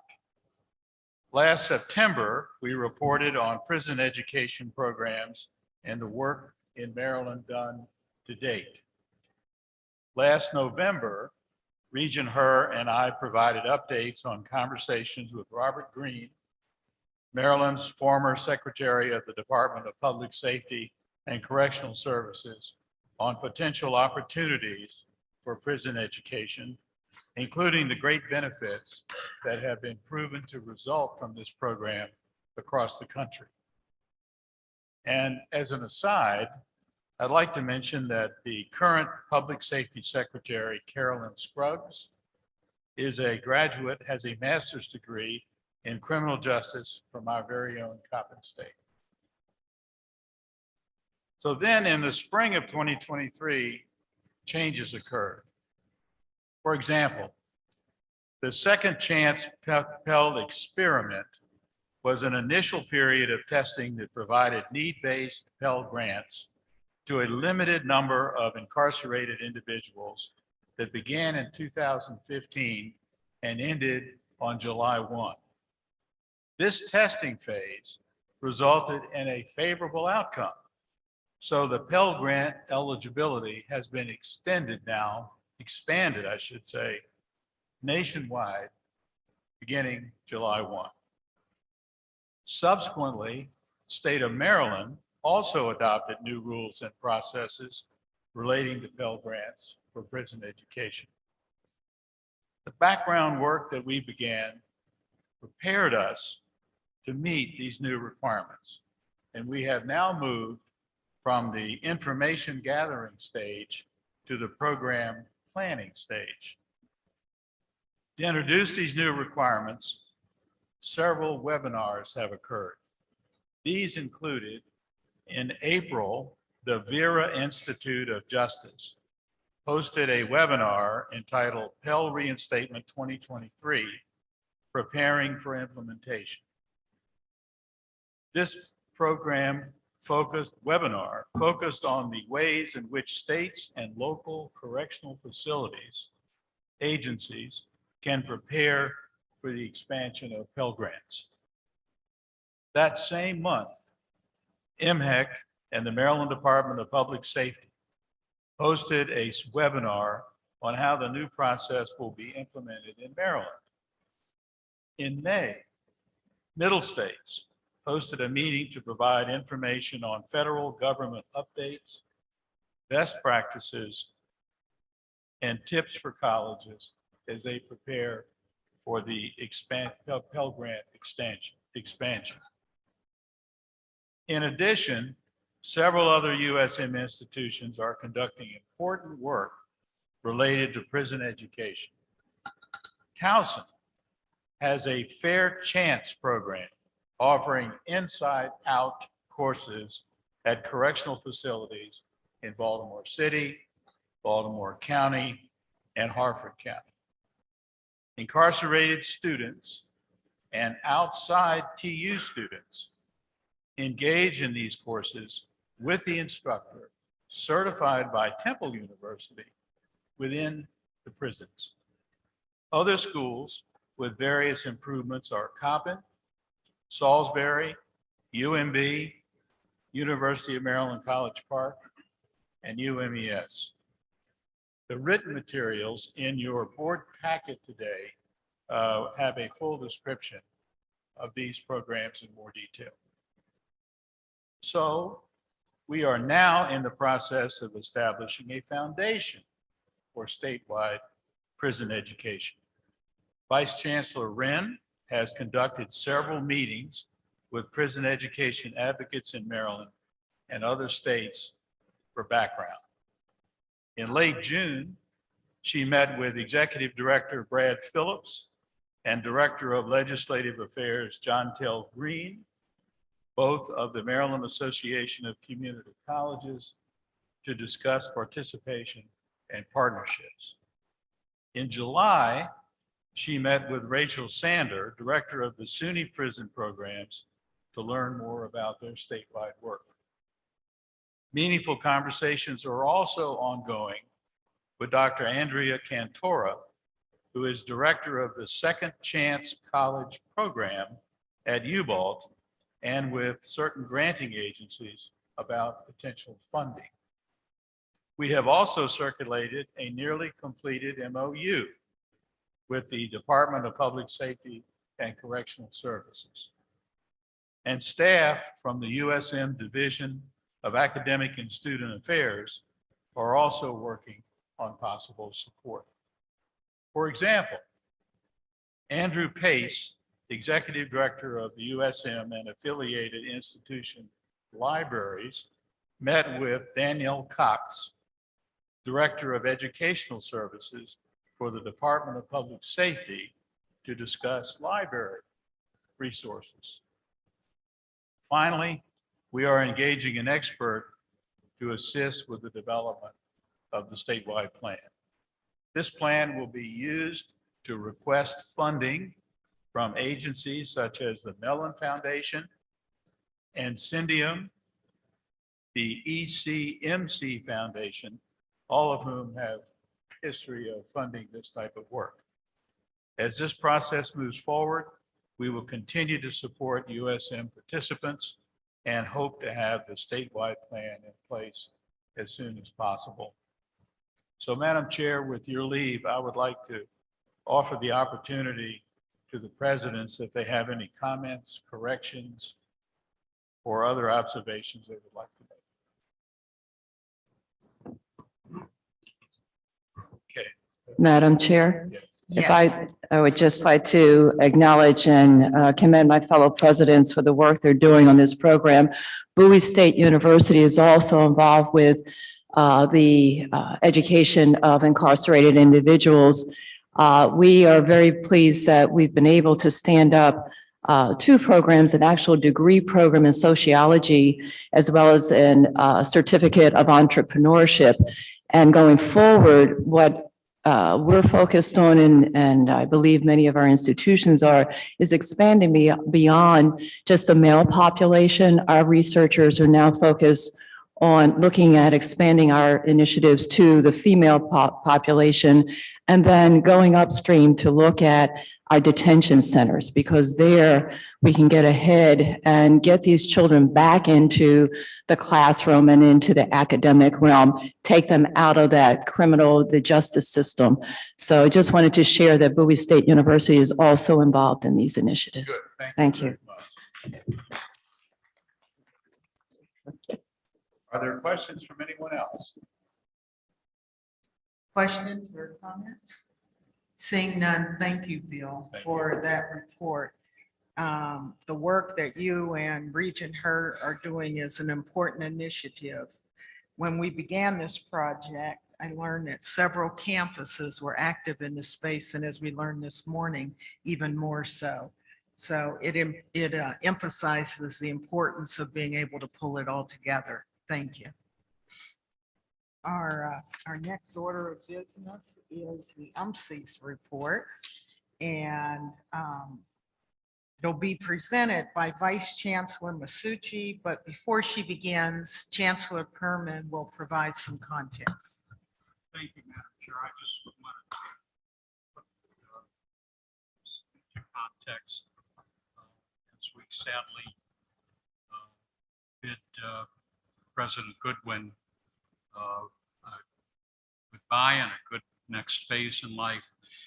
When Peter announced his retirement, as you all remember from discussions here at the board, discussions with presidents, it gave us an opportunity to pause for a moment and to reflect on UMC's aspirations in environmental science education and research, but also more globally, our institutions as a system and our responsibilities. And I touched on this in my chancellor's report. So happily, the board has fully supported UMC's role as a system leader in environmental science and has embraced its statutory responsibilities, which are to provide scientific information and advice to state agencies and to the legislature, and also to develop and apply predictive ecology to improve and preserve Maryland's fiscal environment. But the question that needed to continue to be asked was, where does UMCES go next? So, because we are consultative, Michelle and I worked with UMCES stakeholders. Vice Chancellor Masucci and I met with the UMCES community on multiple occasions and multiple venues, remembering the statutory responsibilities which the state developed when UMCES was formed. We went to many of Maryland's environmental leaders, public officials, their cabinet. We met with Governor Moore. We met with Lieutenant Governor Miller, both of whom have significant pieces of their agenda related to environmental science. And we sought the opinion of our institutional presidents, who themselves have very strong programs in environmental science, research, and education. Now, Dr. Masucci is going to share what we heard in her report, but I'll give you sort of as an introduction the essence of what we were told. Stakeholders want UMCES to continue to drive and excel at driving outstanding environmental research, education, application in Maryland and beyond.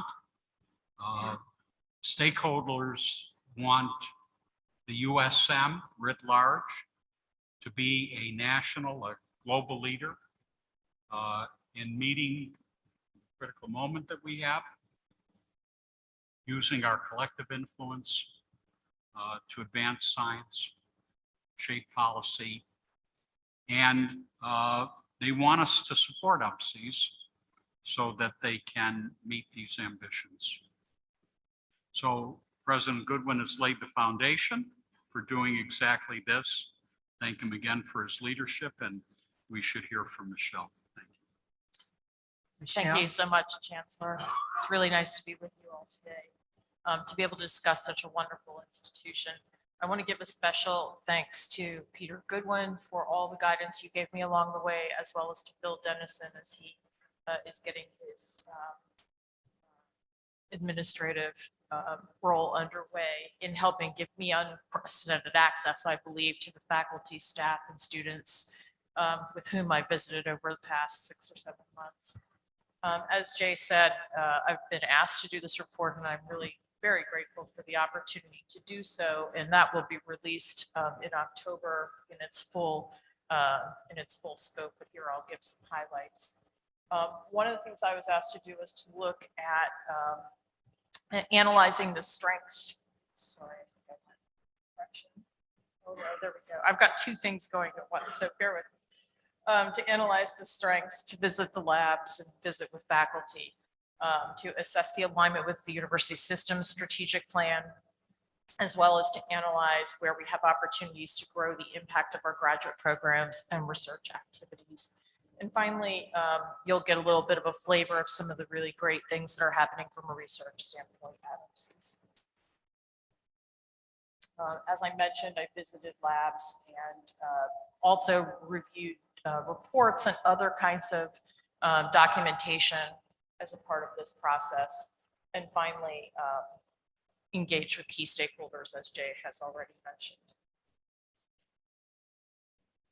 So the USM strategic plan prioritizes environmental science as a driver of research excellence, which I'm sure you realize is part of the strategic pillar of the plan. UMCES plays a really important role in that as the university system's only graduate research university And I think understanding the dimensions and characteristics of a graduate research university are what is really important to understand about UMCES in its ability to deliver on its mission.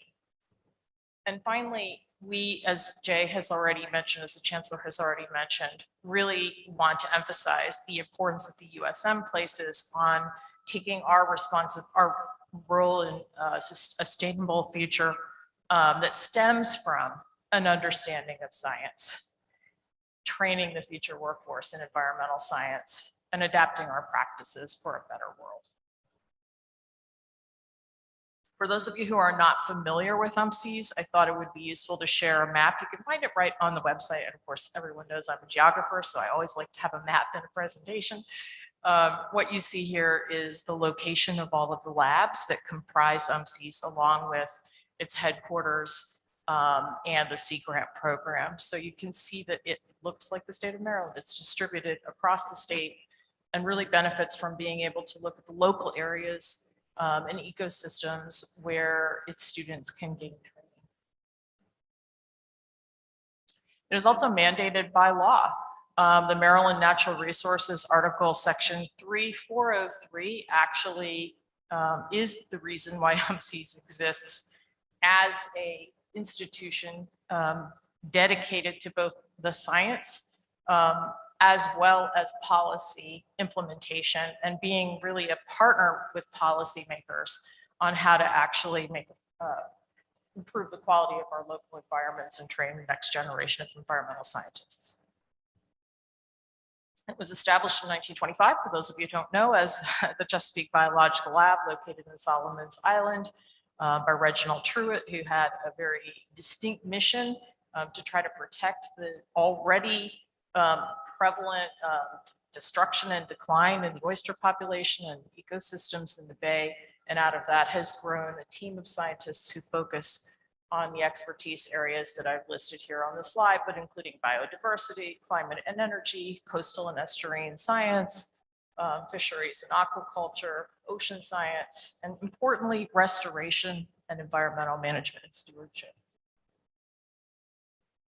And finally, there's a resource here for those of you who are interested in learning more about each of the labs that comprise UMCES, along with the Maryland Sea Grant program and its 2 graduate programs, which were mentioned earlier today, the MEAS program and the Frostburg UMCES Master of Environmental Management and Sustainability. These just can help you if you wanted to dig in a little bit deeper. But importantly, unlike other institutions around the system, UMCES does its work in a distributed fashion by having its faculty and students work in labs that are tailored to and connected with the local ecosystems where the problems that they look at are present. If you want a little bit of an assessment of how they do their work, it's important to understand the kind of graduate school model that exists at UMCES, which is that research, education, and outreach are the context within which students are trained. So we tend to think about education in terms of a curricular model, but at UMCES, education really is our students being planted in the middle of a team that does scientific research, that examines the policy mandate for environmental management, that actually engages with the specific challenges that we have in our own ecosystems as the laboratory for their work. Those things are mutually constituted. One cannot exist without the other, and that becomes the platform for them to accomplish their very important mission. The recognized strengths that UMCES has, of course, are that it's an international leader in advancing environmental science. It's, of course, not the only institution in the university system that does this, but it certainly has that as its most important and sole focus. It's an education and training hub, as I mentioned. They connect with communities across the state of Maryland, importantly, through many of their outreach programs and through the boards that they are connected to in governance. And finally, they work in collaboration with all the institutions in the system, as you must know through the collaborations you're involved in. I just wanted to point out that this is in the context of research strengths across the USM, which I've noted here, And that includes Chesapeake Bay and coastal ecosystems research, climate change and resilience research, environmental policy and communication research, sustainable agriculture and food systems, and environmental technology engineering and environmental remediation. And I kind of list this to give you an understanding that if we were trying to characterize what distinguishes research across the USM in the environment, these would be the top areas where our institutions participate. And I've given a kind of note where we have institutions that have these strengths at their institutions. And what you're going to see as the through line is that UMCS does research in all of the areas, whereas some institutions may be specifically focused in one facet.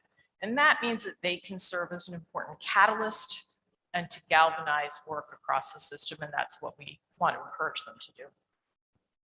For those of you who want to do a deeper dive, you can take a look at this on your own time, but really it shows you how we are aligning the work that we do across the system with what funding agencies will support and where our strengths line specifically up with funding. And why that matters is because of UMC's own profile. I have a chart here which shows you the 5 institutions that independently report to the National Science Higher Education Research and Development Survey. And what I mean by that is that we know we have environmental research happening at lots of universities, but these are standalone universities, the only 5 actually that focus specifically on the environment, which report to the HERD. 2 of them are very large, sort of well-known institutions in terms of marine science. That's Scripps and Woods Hole. 2 are much less known. That's the Forestry School at SUNY Upstate and the Desert Research Institute. And UMC sits right in the middle in terms of the amount of funding. But what I want to really point out here is that they do that with very few faculty. So when you look at the actual productivity per faculty as represented here, and in terms of the scale and size of the students, they really punch way above their weight class in terms of the productivity. And I think that's really important to understand. It's an excellent group of scientists that do tremendous work on behalf of the system. I shared this information at a recent economic development and commercialization meeting, just talking about some of the future development that's going on at UMCS. Notably, there's a collaboratory initiative that you're going to hear lots about. There's a big investment that's being put into data science as a driver for understanding environmental systems and doing predictive ecology, as the chancellor pointed to earlier. UMCS envisions that collaboratory as a think and do tank. And I really love that sort of nomenclature because it gets at the heart of what UMCS is all about. And in addition, they have been dramatically seeking funding, and there's a surge in funding that I want to point out. I'm not going to go into a lot of detail about that funding, but that's a driver of how this collaboratory is going to work. And so if you're interested, you can look at some of the individual projects that have been mentioned. It's about $18 million of funding actually in the last few months. So I'll go through those.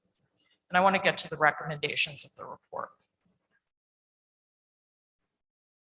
First, we know and heard repeatedly that the institutional strengths of UMCS lie in the fact that it is an independent, trustworthy steward of scientific information for the state of Maryland.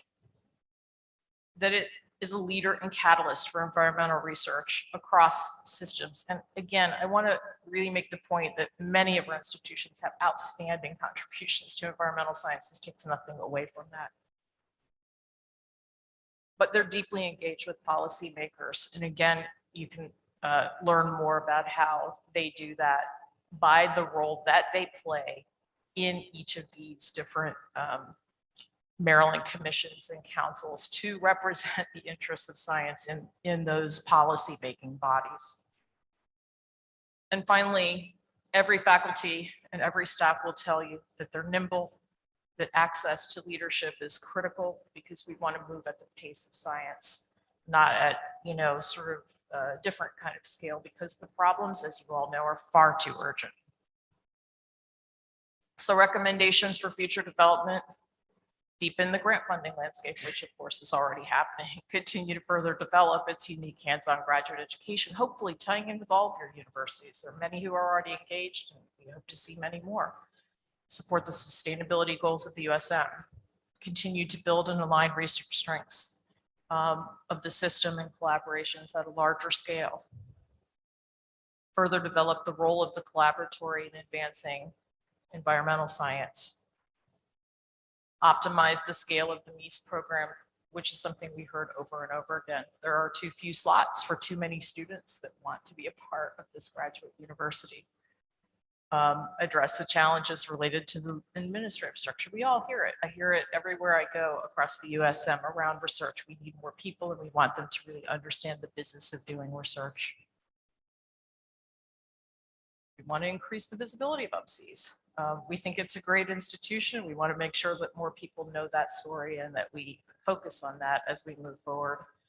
And finally, the report is going to really continue to focus on all of the things that make UMCs unique as both a leader in the system and to sustain research activities in the environment for the state of Maryland.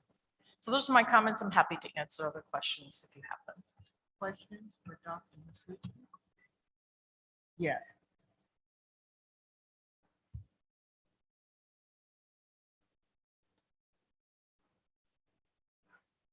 We can't hear you. Can't hear you. All the focus I've seen on your presentation is all national. And being a science graduate, engineering graduate, and we keep an eye on what's happening worldwide. And there's a lot of research, a lot of new initiative that's coming out, and some of these countries are way ahead of the United States at this point. What are, as the UMCs, we are doing to keep an eye on those development and those new initiatives or technologies coming out to not reinvent the wheel?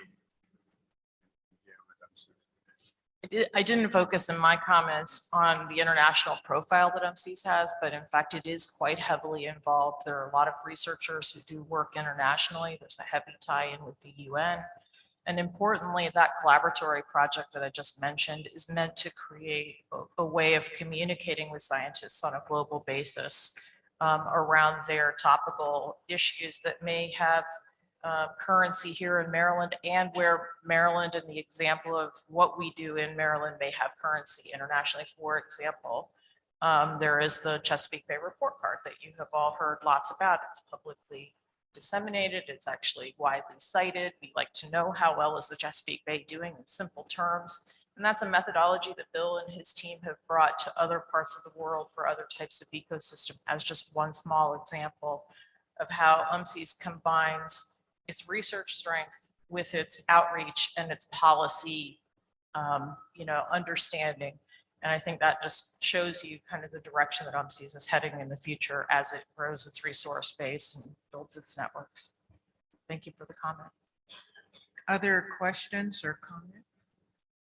Peter, is there anything you want to add?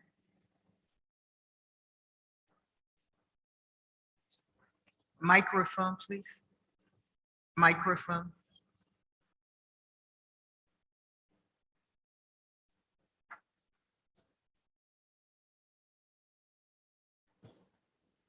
That working now?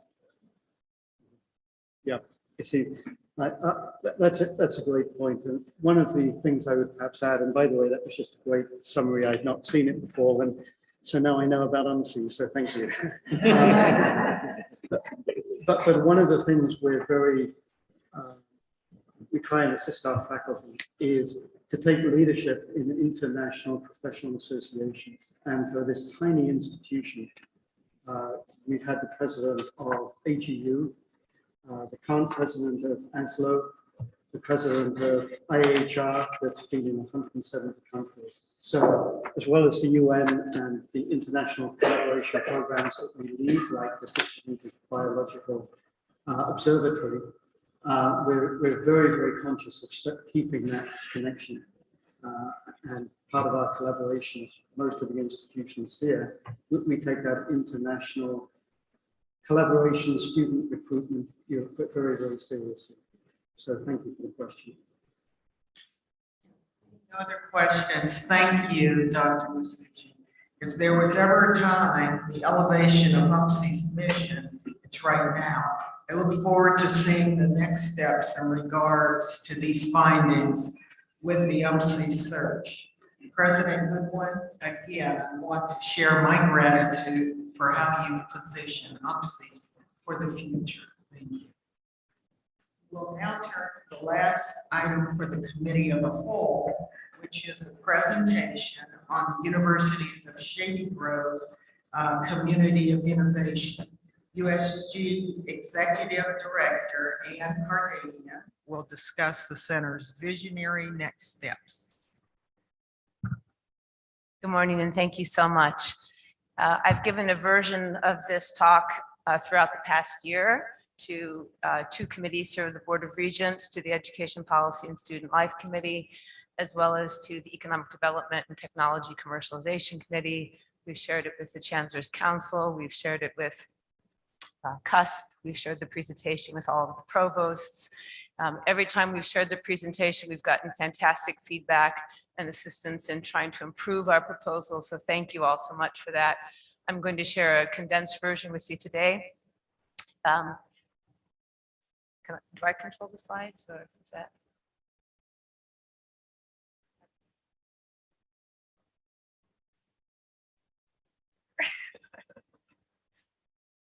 Oh, gotcha. Okay. All right. So when I first came on board at Shady Grove in 2020, we had the mandate to do a strategic plan. That strategic plan was very focused on how does USG scale? How do we go from being a startup, a very innovative startup, to largest scale, meaning serving more students and being more engaged in the economy in Montgomery County, serving all students and being laser focused on being very student-centered as well as workforce-driven.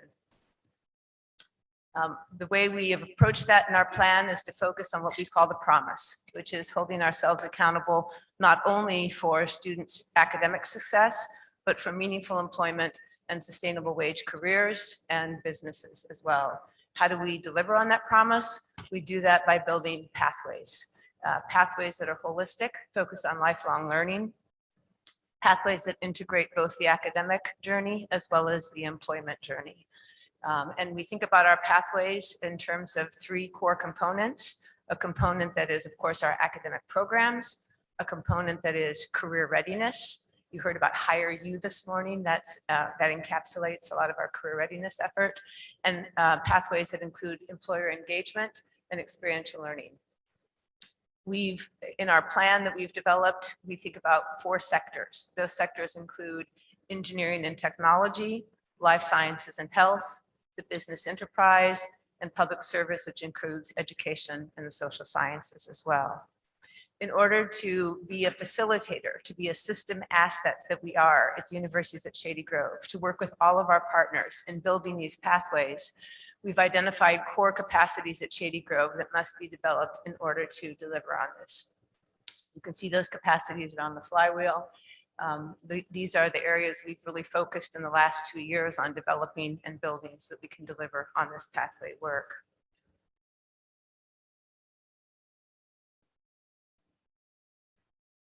I want to just point out that USG has gradually progressed as an institution. We were designated as an RHEC in 2020 by the state legislature. In 2021, we were given our own separate budget code as well. And we are looking now to be designated by the legislature as a community of innovation so that we can do this work sustainably and at scale. In fiscal year 2023, the state legislature very generously granted us $5 million in one-time funds in order to begin to build this model. And again, in FY24, granted us one-time funds of $5 million to do this work. We've been working very hard to spend those dollars in a way that starts to build this capacity. We believe that the work of USG 2.0 in this model aligns very closely with University Systems of Maryland goals around being student-centered, driving access and affordability and greater diversity, as well as the goals of MHEC, and of course with the goals of the Moore and Miller administration focused on leaving no Marylander behind and accelerating our new economy. So designating USG as a community of innovation. I want to begin by emphasizing that we are a place where 9 university partners come together in one location in Montgomery County. This is a phenomenal place-based opportunity for innovation. We've listed, of course, our 9 current partners. We would love to partner with all of our university members in the University System of Maryland. What we mean by a place of innovation, a community of innovation, is very specific. We're not asking to be the only place of innovation. We're asking to be a place of innovation towards a very specific challenge and cause, focusing our efforts together on a specific cause. The first is a shared challenge. We heard President Fowler talk about this morning. Thank you so much for your presentation this morning. The first challenge is, what does it mean to be student-centered and workforce-driven, especially as our students are becoming increasingly fluid in their experiences, more work responsibilities, more family responsibilities, more financial challenges, more mental health challenges, and at the same time, face and address workforce demands that are becoming much more complex with technology, with AI, with machine learning, with quantum, right? So our economy is shifting, and our students and learners' lives are shifting as well. That's our shared challenge. How do we shift our educational delivery and work in order to meet those challenges? At Shady Grove, we are focusing on a shared purpose and a framework. And that shared purpose is building these place-based pathways, pathways that are data informed, that are lifelong in their reach from K to J or K to gray, if you like, that have these core components of academic programming, experiential learning and employer engagement and career competencies, and that are aligned with these industry sectors. We believe that focusing our innovative attention in these pathway efforts across these 4 sectors with data-informed work, we can drive some really exciting innovation that will improve access, improve affordability, and drive workforce demand as well. And we see this work as creating a shared benefit and impact, certainly for learners, a return on investment for learners who are looking for meaningful employment, sustainable wage careers, and creating new businesses. Certainly for employers who are looking for better ways to align with the higher education enterprise to better drive the talent needs that they have in the changing economy. And hopefully for all of our academic partners, a place where we can try new things, learn some things, and again, as President Fowler said this morning, share those learnings across the system as well. And of course, for our economic development partners in Montgomery County and the region and the state. So we see learning how to do this work in a more systematic, focused way would have great benefits across the system and the state. And so what we're asking the support of the Board of Regents for is a resolution. We'd like to go to the state legislature in January to request a designation of USG to be a community of innovation, an asset for the system, for the systematic innovation, and gateway to Montgomery County and the region for USM. We're looking for a state commitment to the resources, flexibility, and support to take on this role sustainably for the long term. As I said earlier, we have been working very hard to build up the capacities we've identified in our plan. We'd like to be able to lock that in and continue to go forward. With that, I'll take any questions. Question? Yes, Bill.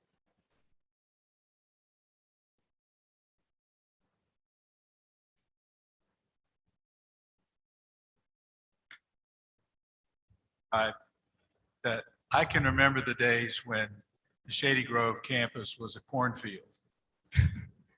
And I can remember the vision that Chancellor Britt Kerwin had at the time that the whole concept came together and the system coalesced with the idea of constructing that campus.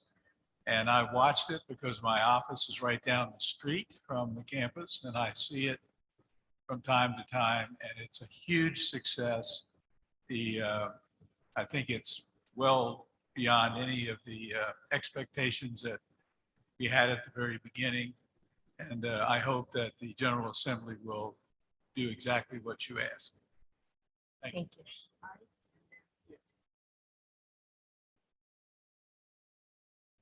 From this slide, does this assume the system of Hagerstown and also Southern Maryland are also part of this designation? Yeah, so my colleagues in the RHECs, we've discussed this as a possibility of doing it for all 3. Right now, we're asking for just the universities at Shady Grove, but I think it could be a possibility of designating all 3. So our resolution is just for Shady Grove, but it certainly could be all 3 when our other 2 partners are ready to do that as well. I would certainly recommend that. Let me thank Ann for her tremendous work in helping us get to this point, and also to our chancellor and chair, because when we started this out of the strategic plan, both participated, gave us a lot of encouragement and support. This, on one hand, may seem to some to be relatively minor, but for Shady Grove, this is very, very important. We need to take these steps in order to ensure that we take advantage of the tremendous resources that are right within the grasp of the institution, and to build the collaboration around the state that I think is needed for us to take the next steps. So hope that we will all support this in a way that will be meaningful, not only for Shady Grove, but for the system as a whole. Yes, Andy? Thank you so much. Just a legal question, I think. You're looking for the designation as community of innovation. Is that a category that already exists under state law? So that's something that you're hoping to have created? That's something we've developed and designed. It's actually based on a lot of research around communities of practice and how communities of practice work. So we've used that term. We wanted to capture the term innovation. So it is a new term. I'm not aware of a precedent for it. Just one thought. I think things like this exist in state law, or certainly in other state laws. So if we can think of other categories that are like this, a designation that enables funds to flow, or just automatically give types of flexibility, might be helpful to the legislature. Thank you so much. Thank We'll you. certainly look into that. Thank you. Any other comments or questions? Well, thank you, Dr. Cardanian. It is so exciting to see the work that Shady Grove is doing on pathways, collaboration, and career readiness.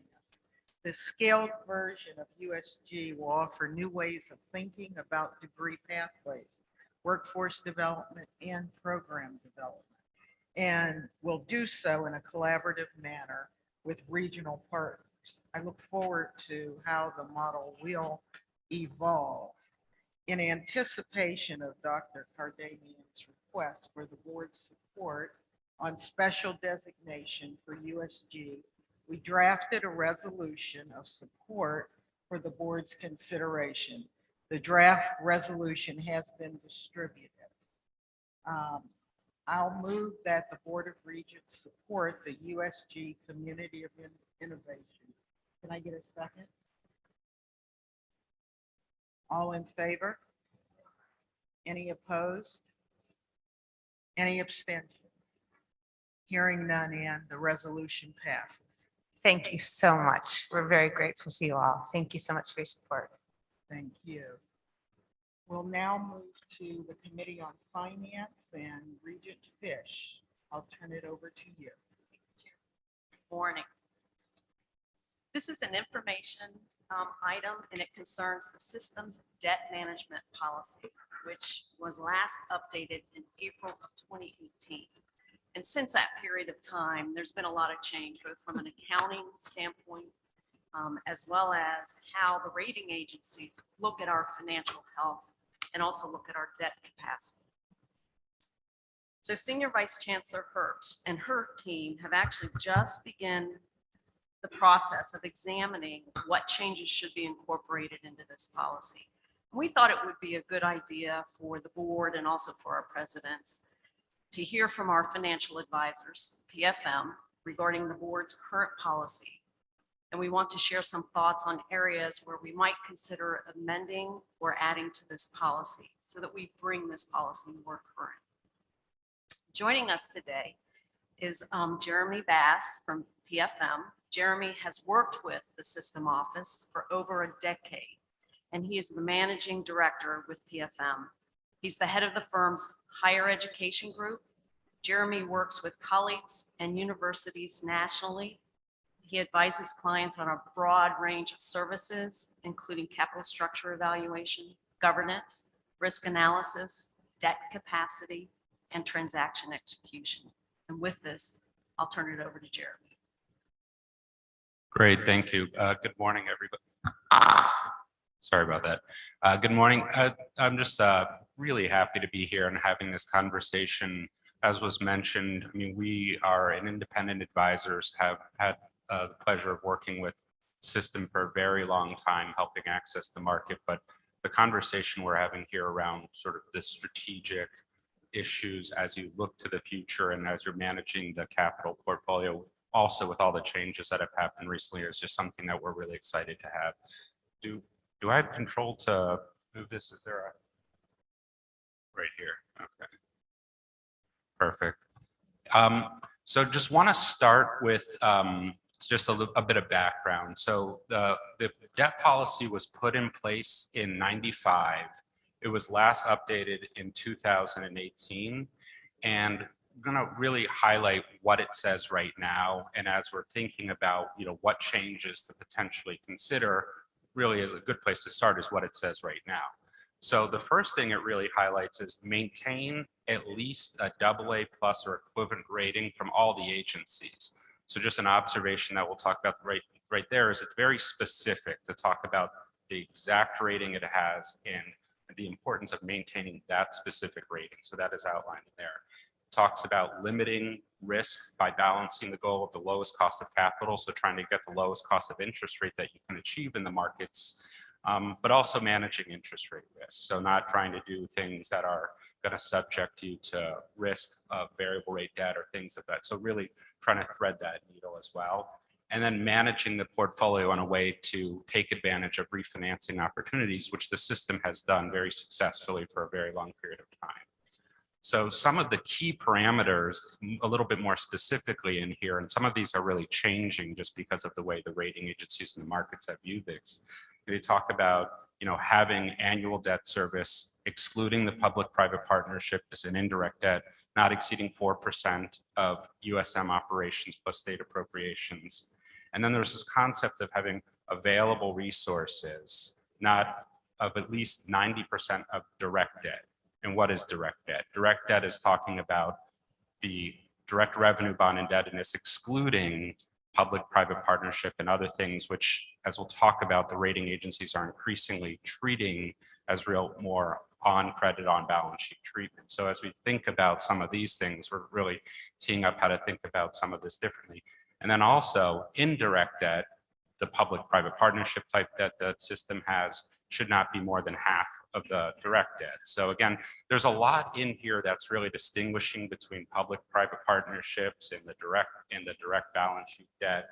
And as I'll talk about here in a minute, we think that there's some modernization that is potentially in order. So what are some of our objectives? And as we're thinking about potentially modifying this, the first thing to say is make some of the changes in recognition of rating agency treatment, accounting changes. So Moody's, Standard & Poor's, major rating agencies, they're really changing the treatment of some of this public-private partnership debt as they look at the credit and to say that is treated as total adjusted debt of a system, of a credit, of an entity.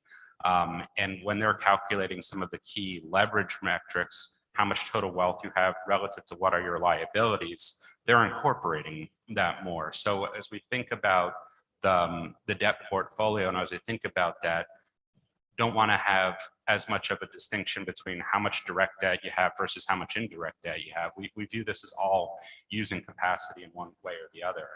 And so we think as you think through some of the leverage metrics to think about that differently, because as we view it, any capital asset that's large is going to have some kind of impact on credit. So, as we talk about in here, we really think that the evaluation of new capital projects, there's a process of saying, what is the capital project that we're going to be doing here? What is the strategic? What is the demand for it? What are the objectives? If you're evaluating a public-private partnership versus direct debt of the system, what are the reasons? What are the risk transfer reasons for that? To go there, and then beyond that, formulate what the financing plans are and to evaluate it differently. So we think that there is some room within the policy to have some of that still built into it. And as you look at the parameters, if you look at the metrics that you're going to adhere to, we think that irrespective, any type of debt type of instrument should be considered because as we talked about here, the agencies have really evolved over the last few years how they think about this. So these are some of the objectives we're really talking about in the debt policy that we think is important. I keep switching the slide on this, which is my laptop, not recognizing that it's not syncing up with there, so I apologize. So this next page, a little bit more of a leave behind, but this is really some background from the credit rating agencies talking about how they're treating and evaluating public-private partnerships, and just really highlight what Moody's is saying here. As I mentioned before, they are treating it more as on balance sheet, on credit, and they have definitions with respect to that they include the capital raise for a public-private partnership, irrespective if it's debt or equity, into what they define as total comprehensive debt or total adjusted debt. And this has some of the parameters there, and also has some of the commentary from Standard & Poor's. So this is just a bit of background that colors some of the discussion that I had earlier. As we look to the future, and as one of the things that we really focus on is what are the key credit rating agencies saying about the sector right now. So this is a pretty dense slide, but it would just really focus on what is Moody's, what is Standard & Poor's, what is Fitch saying about the sector right now. The system has the highest AA rating from each of these agencies, the rating that is one notch below AAA. But if you look at what they're saying, the number one thing that they're focusing on is the operating environment. I mean, this is not a surprise or a shock to anybody in the room, but if you look at this is taken straight from them, the first point that they're really speaking to, Moody's is talking about constrained growth in revenue streams, ability to keep up with inflation.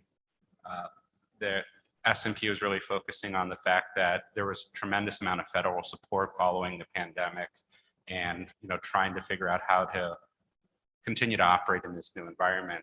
And Fitch is highlighting the macroeconomic environment that we have, where there's just tremendous cost on expenses, or tremendous pressure on expenses, but limitations on how much you can raise. So as we look to the agencies and we look to some of the metrics that we have here, I mean, one of the metrics to talk to is how much is debt service as a percentage of your overall operating budget, and really mindful there. So we're looking at the balance sheet, but really where the sector is going is just a tremendous focus, as it should, as for the operating environment. So, one of the things that we look at, and we're not trying to, specify what specific ratios that we think that should be considered for the policy right now. But one of the things that I just point out to here is that you are currently a AA1 rating. It's an exceptional rating. As I said, it's the one rating that's below AAA. The state is AAA rated. And what we look at here is we say, let's take some of the key metrics and just compare it to where the AA1 public medians are. And the interesting thing is that so just to go through each one of them, and this isn't everything, but we look at total operating revenue, because from the market's perspective, size matters. If you're bigger, you're more likely to have more revenue diversification, you're more likely to have scale, things of that nature. So system benefits from its scale and size. Clearly look at EBITDA margin, earnings before interest, depreciation, debt service. And that is a metric which is a little bit lower than the average. And then we look at the balance sheet metrics. I mean, some could say that system has a lot of money, which it does, but when you compare it to some of the metrics, at least for the highest rated category, it shows that the actual metrics just quantitatively compared to other AA1 medians is a little bit less. So when we look at things like just the absolute amount of cash and investments, and then what is the ratio of cash and investments to your operating budget, and what is the ratio of cash and investments to the amount of debt? So we look at that. And these are some of the metrics that we think make sense just for thinking about incorporation into the policies that look forward. And then the last thing we look at here, just kind of hypothetically illustrate, as I talked about, that some of these metrics compare at the AA1 category, which is the current level that you're currently at, but how does it compare to the next notch, and what is the ramification? Because there is a cost and a consideration if the rating were to change, and not something we are predetermining or suggesting anything, just to something to understand what the ramifications are. So we just take some of these key metrics that we look at: total cash and investments to debt, debt service coverage ratio. So total cash and investments to debt, your leverage is arguably one of the most important credit metrics. And you see that according to the agencies, and some of this has to do with some of the accounting changes and what is being brought onto balance sheet. But you see that that is an area that has been below, but even with a lot of additional debt, it is comfortably above the AA2, which is the additional notch. So, it kind of ties back to this, this notion that the policy currently has drafted a lot of language with respect to focus on the specific rating. We just wanted to stress test some of this as you're having some of these considerations and continuing to talk about it. And then so what is a downgrade, or what is a change in rating cost? Notwithstanding just the feeling of nobody wanting to have a rating change. I mean, frankly, in most of the situations, that's what's driving a lot of issues about that. There's a lot of pride, as there should be, having a strong bond rating. But what is the economic impact of that as well? So what we look at this is we say, again, what is the cost of capital if you were to borrow right now? And right now, interest rates are higher than they've been. I mean, I think we've had information in here which showed that the average cost of capital on systems debt portfolio is about 2.5%, which is exceptional.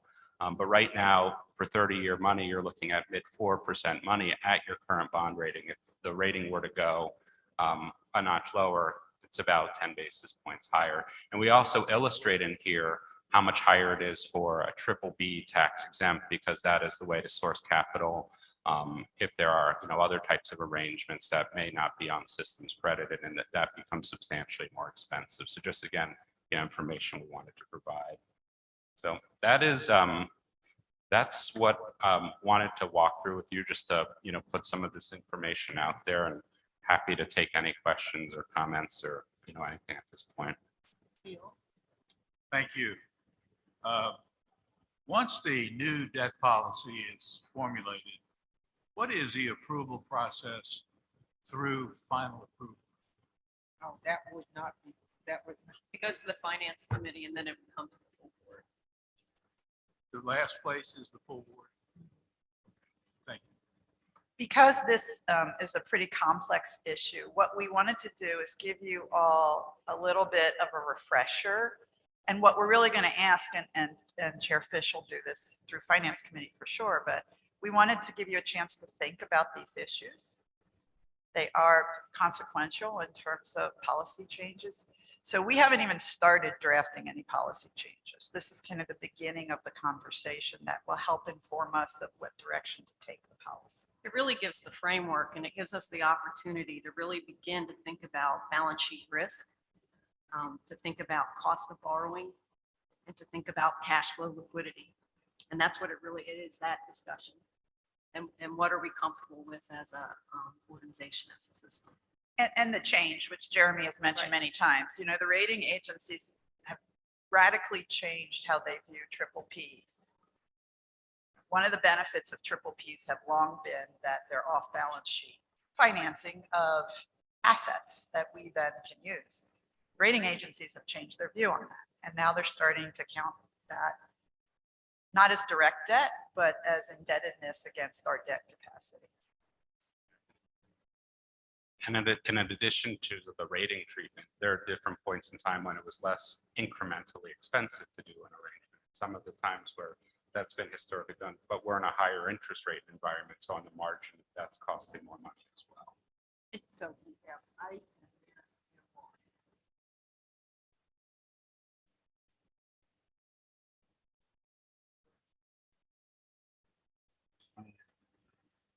One page, 139.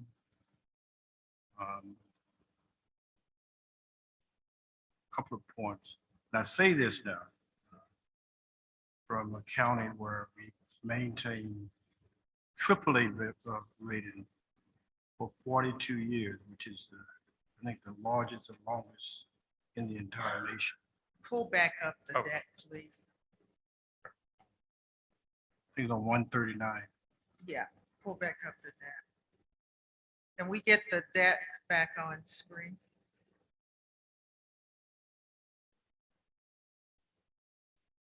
From the same agencies, Moody's, Fitch, Standard & Poor's. We have to be careful, and I'm not sure. The Stop there. parameters.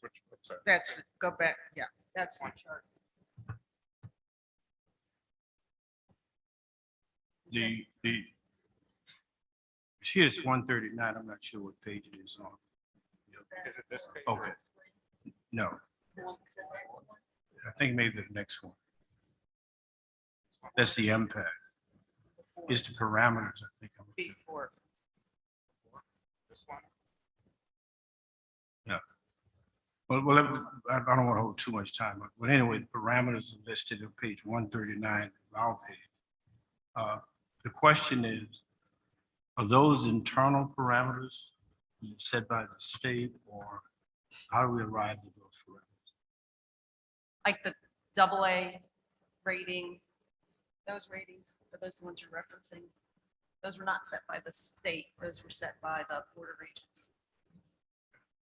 So this is not, the guidelines here, parameters are set by us, right? Yes, that is That's from what I the thought. current policy. Yeah. And the reason I raised this is because we should not put this in stone. And the reason I say not in stone, let me just give you a typical example. When we had the Great Recession a few years back, interest rates were lower. Construction costs was much lower. And we did something that was counterintuitive. We decided to build and push up to our internal limits. And why do we do that? Because, to give you a typical example, there's a couple of high schools that are not too far from here. One we built in the midst of the recession that cost $135 million. The next one we decided in the midst of the recession to go and build, we built for $85,000. Had we followed precisely the parameters that we had set, we could not have taken advantage of it. And so this is good in terms of a model or a guide, but we need to think about the larger picture, and we look at these things because there may be opportunities, i.e. during a recession, costs down, interest rates are down. My view is that's when you should build if the thing that you want to build, the things you know that you want to build, and push them.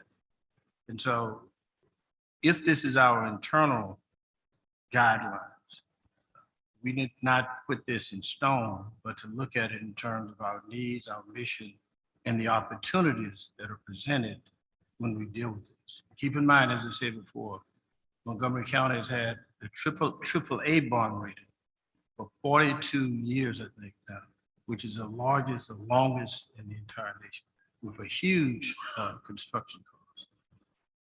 And I think you said a very important word there, guidelines. I really appreciate that comment. I was born and raised in Montgomery County, by the way. My father says thank you because I got to have dinner with him last night by coming into the meeting. But I really appreciate that comment, and that's the very reason that we wrote this in here, because it's a real question for you. Because the way it's written right now here, it says this is the rule. You have to do so. It's saying, is it a rule or is it a consideration? And in other policies, what we often see written is not so binary. You know, we're not going to do this strategic thing because we're going to move the rating. It's often written in a way that says something more like, we're going to consider the economic impact of what we're doing, and we're going to consider the rating impact, and we're going to strive to have a strong rating. But it's not going to be as rigid as saying, we're not going to do this, because when push comes to shove, should strategic decisions be made based off of the rating, or should they be made by what is going to push an institution forward? So, and I think that's the point that you're getting to. Thanks for the presentation. I know debt is a big issue when it comes to the ratings. And I just want to know whether all of you have considered the option of pay-go, which is many of the agencies are using to spread their projects for several years and self-finances instead of financing every project through the debt financing. Thank you for that question. So there's actually a variety of sources of funds to fund the project. Certainly issuing our own debt. The state issues debt on behalf of our project. That's the budget we submit and request to the governor and the legislature. Often institutional resources. So the institutions save up and use that money. That's part of their fund balances.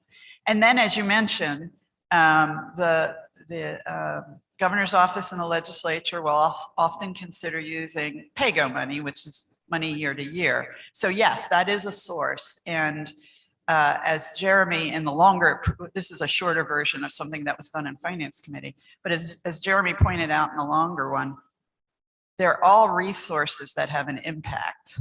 And it's, you need to be strategic when you have a choice of which one you use for what type of project. But they all will have an impact on your balance sheet one way or the other. So yes, that's a great point. We don't necessarily have the authority to decide to use pay-go.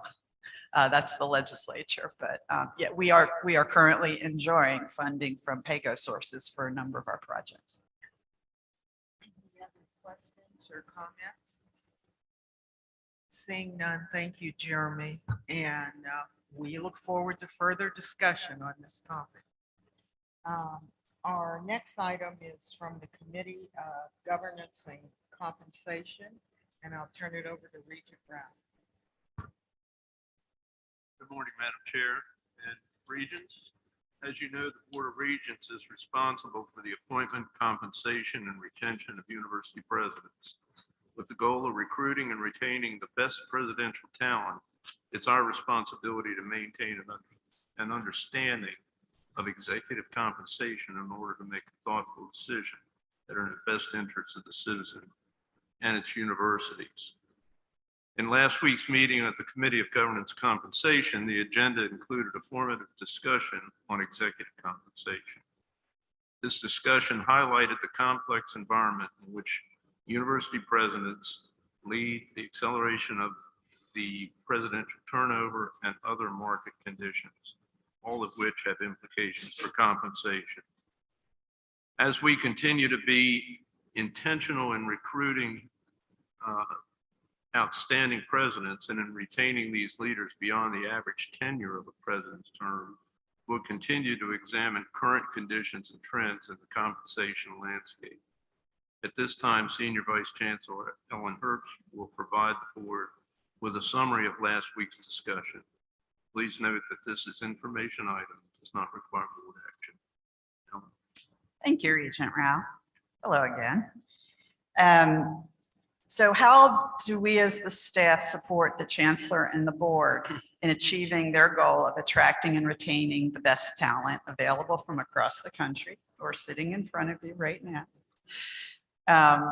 And how do we do that in an environment that is changing rapidly and increasingly competitive? And that's, I'm going to explain the process essentially we use in the considerations. Next slide. As I mentioned, today's environment is growing increasingly complex with more and more challenges. Our leaders have to contend with a variety of issues and challenges, some of which are listed here. So the stress and the risk profile and the risk management profile for these leaders is increasing, not decreasing. Next slide. Additionally, there have been changes in executive compensation trends.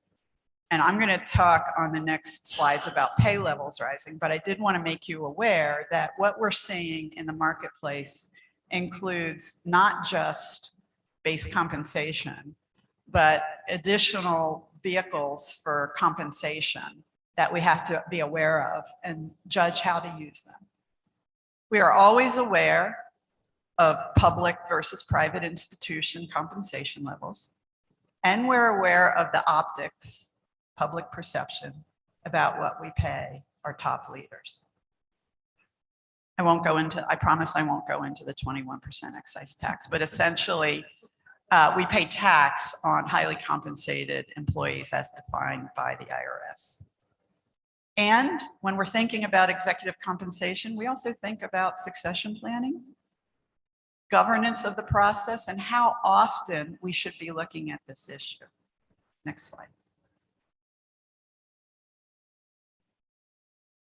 So speaking of how often we look at this issue, what we do is work with an outside consultant to conduct periodic market studies. Our most recent studies were in 2017 and then again in November 2021.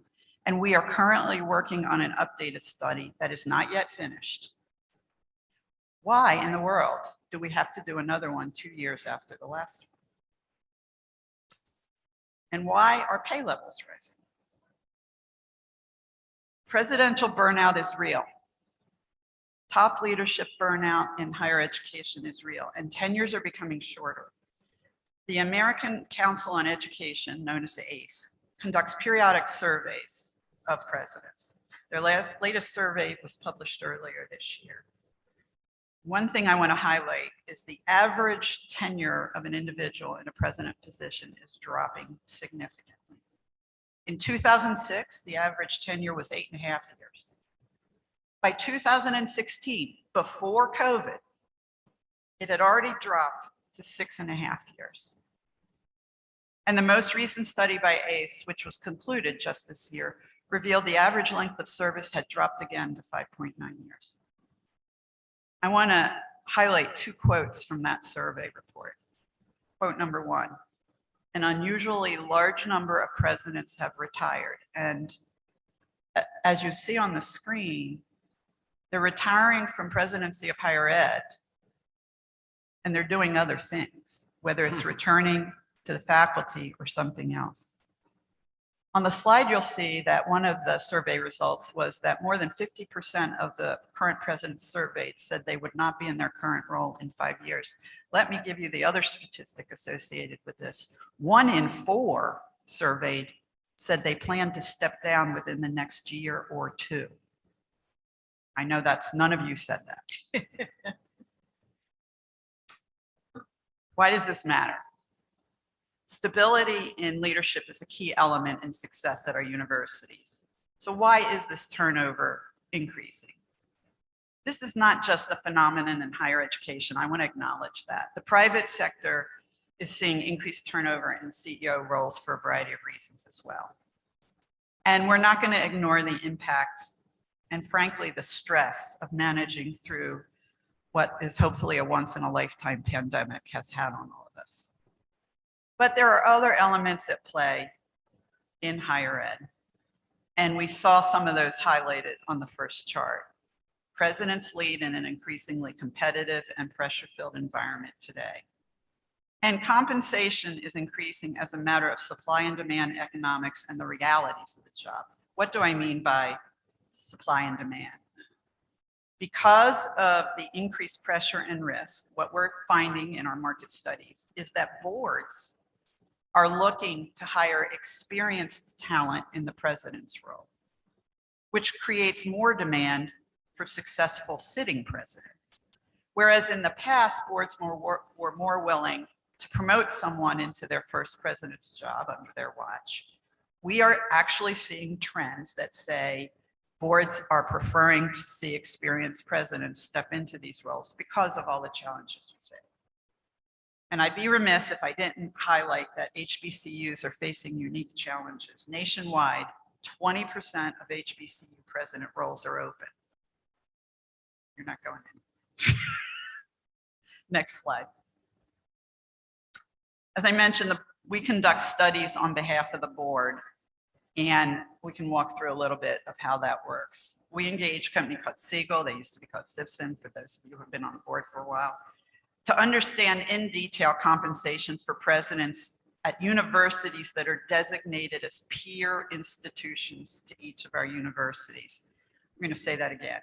For each university in our system, we have developed with our consultants a list of peer institutions across the country.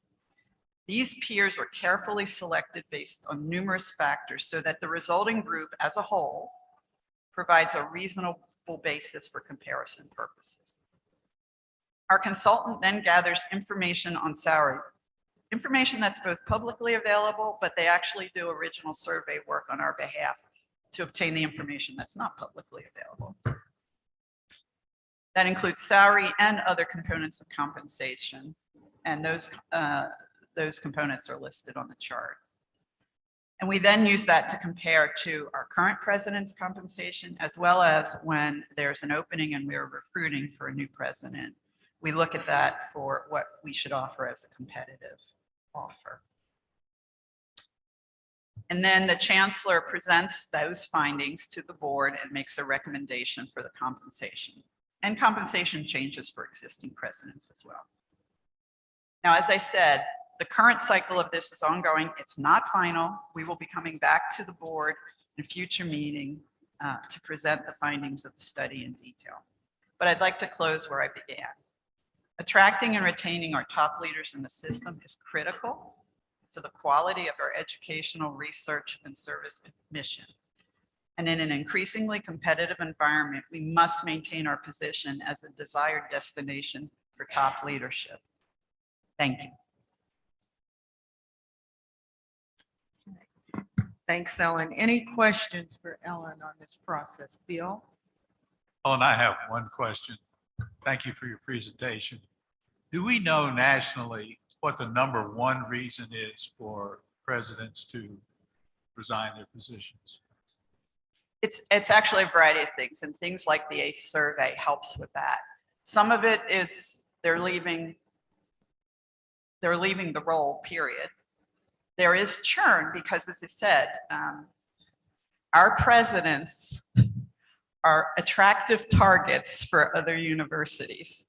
So there's a bit of leaving for what may be considered a better or different position. But we can't, and maybe the presidents would have something to say about this. We can't deny that the environment in which we ask these leaders to lead and manage and be successful is just getting harder and harder to manage in. And that takes a toll over time. Yeah, it's a hard, stressful job, burnout. Essentially, Bill, is Yeah, I what people understand. are saying. Just was curious what the principal reason was for Yeah. across the country. Yeah, it is. It's burnout. The political pressure, the pressure to bring in revenue, the pressure to manage with the political implications. It's creating a lot of stress and a lot of burnout. So compensation is not at the top of the list. So where compensation comes in, if I could. So first I would say, Regent Wood, the ACE survey is available, and I think it's very instructive. Some of these percentages of the people surveyed saying they're going to be out in 5 years, more than half. A quarter are saying they're going to leave in 1 to 2 years. So that does speak to this, I'm done type of thing. Where compensation comes in is when you are competing to fill a position or to retain a president. So it's not necessarily a satisfier, but it is a requirement because the market, at least for salary, there's surveys done every year. So it's pretty easy to figure out what your peers are making at other institutions. And again, and part of it is demographics, right? It's the boomers all retiring at some point. And so we're in a supply and demand situation where there are not deemed by boards to be enough candidates ready for the job versus the openings we have. And that's bidding up Which compensation. drives compensation. Yeah, it's bidding up compensation. But yes, it's like private industry. Compensation isn't usually the top 3 reasons people. Thank you. Yes, Farah? Thank you for the presentation, Ellen. I have a quick question. So you gave us an average of, in 2022, the number of years that presidents stayed in their positions. Do we have an average for our system? I don't have it off the top of my head, but we have a lot of new presidents, relatively new presidents. I don't know, Chancellor, if you want to. The question is, what's the average tenure for our president? How many have been hired since you've been Chancellor? Well, I don't want to venture a guess without actually. I can get that information. We will have to get you the information. It's less than 5 years, though. Seriously. It is. It's less than 5 years. Yeah. Any other questions? Okay, well, this was, the last two topics were really informational, and the goal is that, you know, we will soon be doing compensation for presidents and the chancellor, and it's good to have an understanding of the process and the fact that, you know, we don't just come in with a set of numbers. The compensation committee goes through a very rigorous process using outside consultants to develop those recommendations. And I think as a board, it's important that you know that attention to detail is paid. Any other questions before we adjourn to closed session or thoughts? Seeing none, this brings us to the close of today's meeting. The Open Meetings Act permits public bodies to close their meetings to the public in circumstances outlined in 3-305 of the Act and to carry out administrative functions exempted by 3-103 of the Act. The Board of Regents will now vote to reconvene in closed session. The agenda for the public meeting today includes a written statement with a citation of the legal authority and reasons for closing the meeting and a listing of the topics to be discussed. The statement has been provided to the Regents and is posted on the USM's website. Do I have a motion to close? Second? Any, all in favor? Any opposed? Any abstentions? Denise has insisted that I give 15 minutes for transition. We're transitioning to room 1105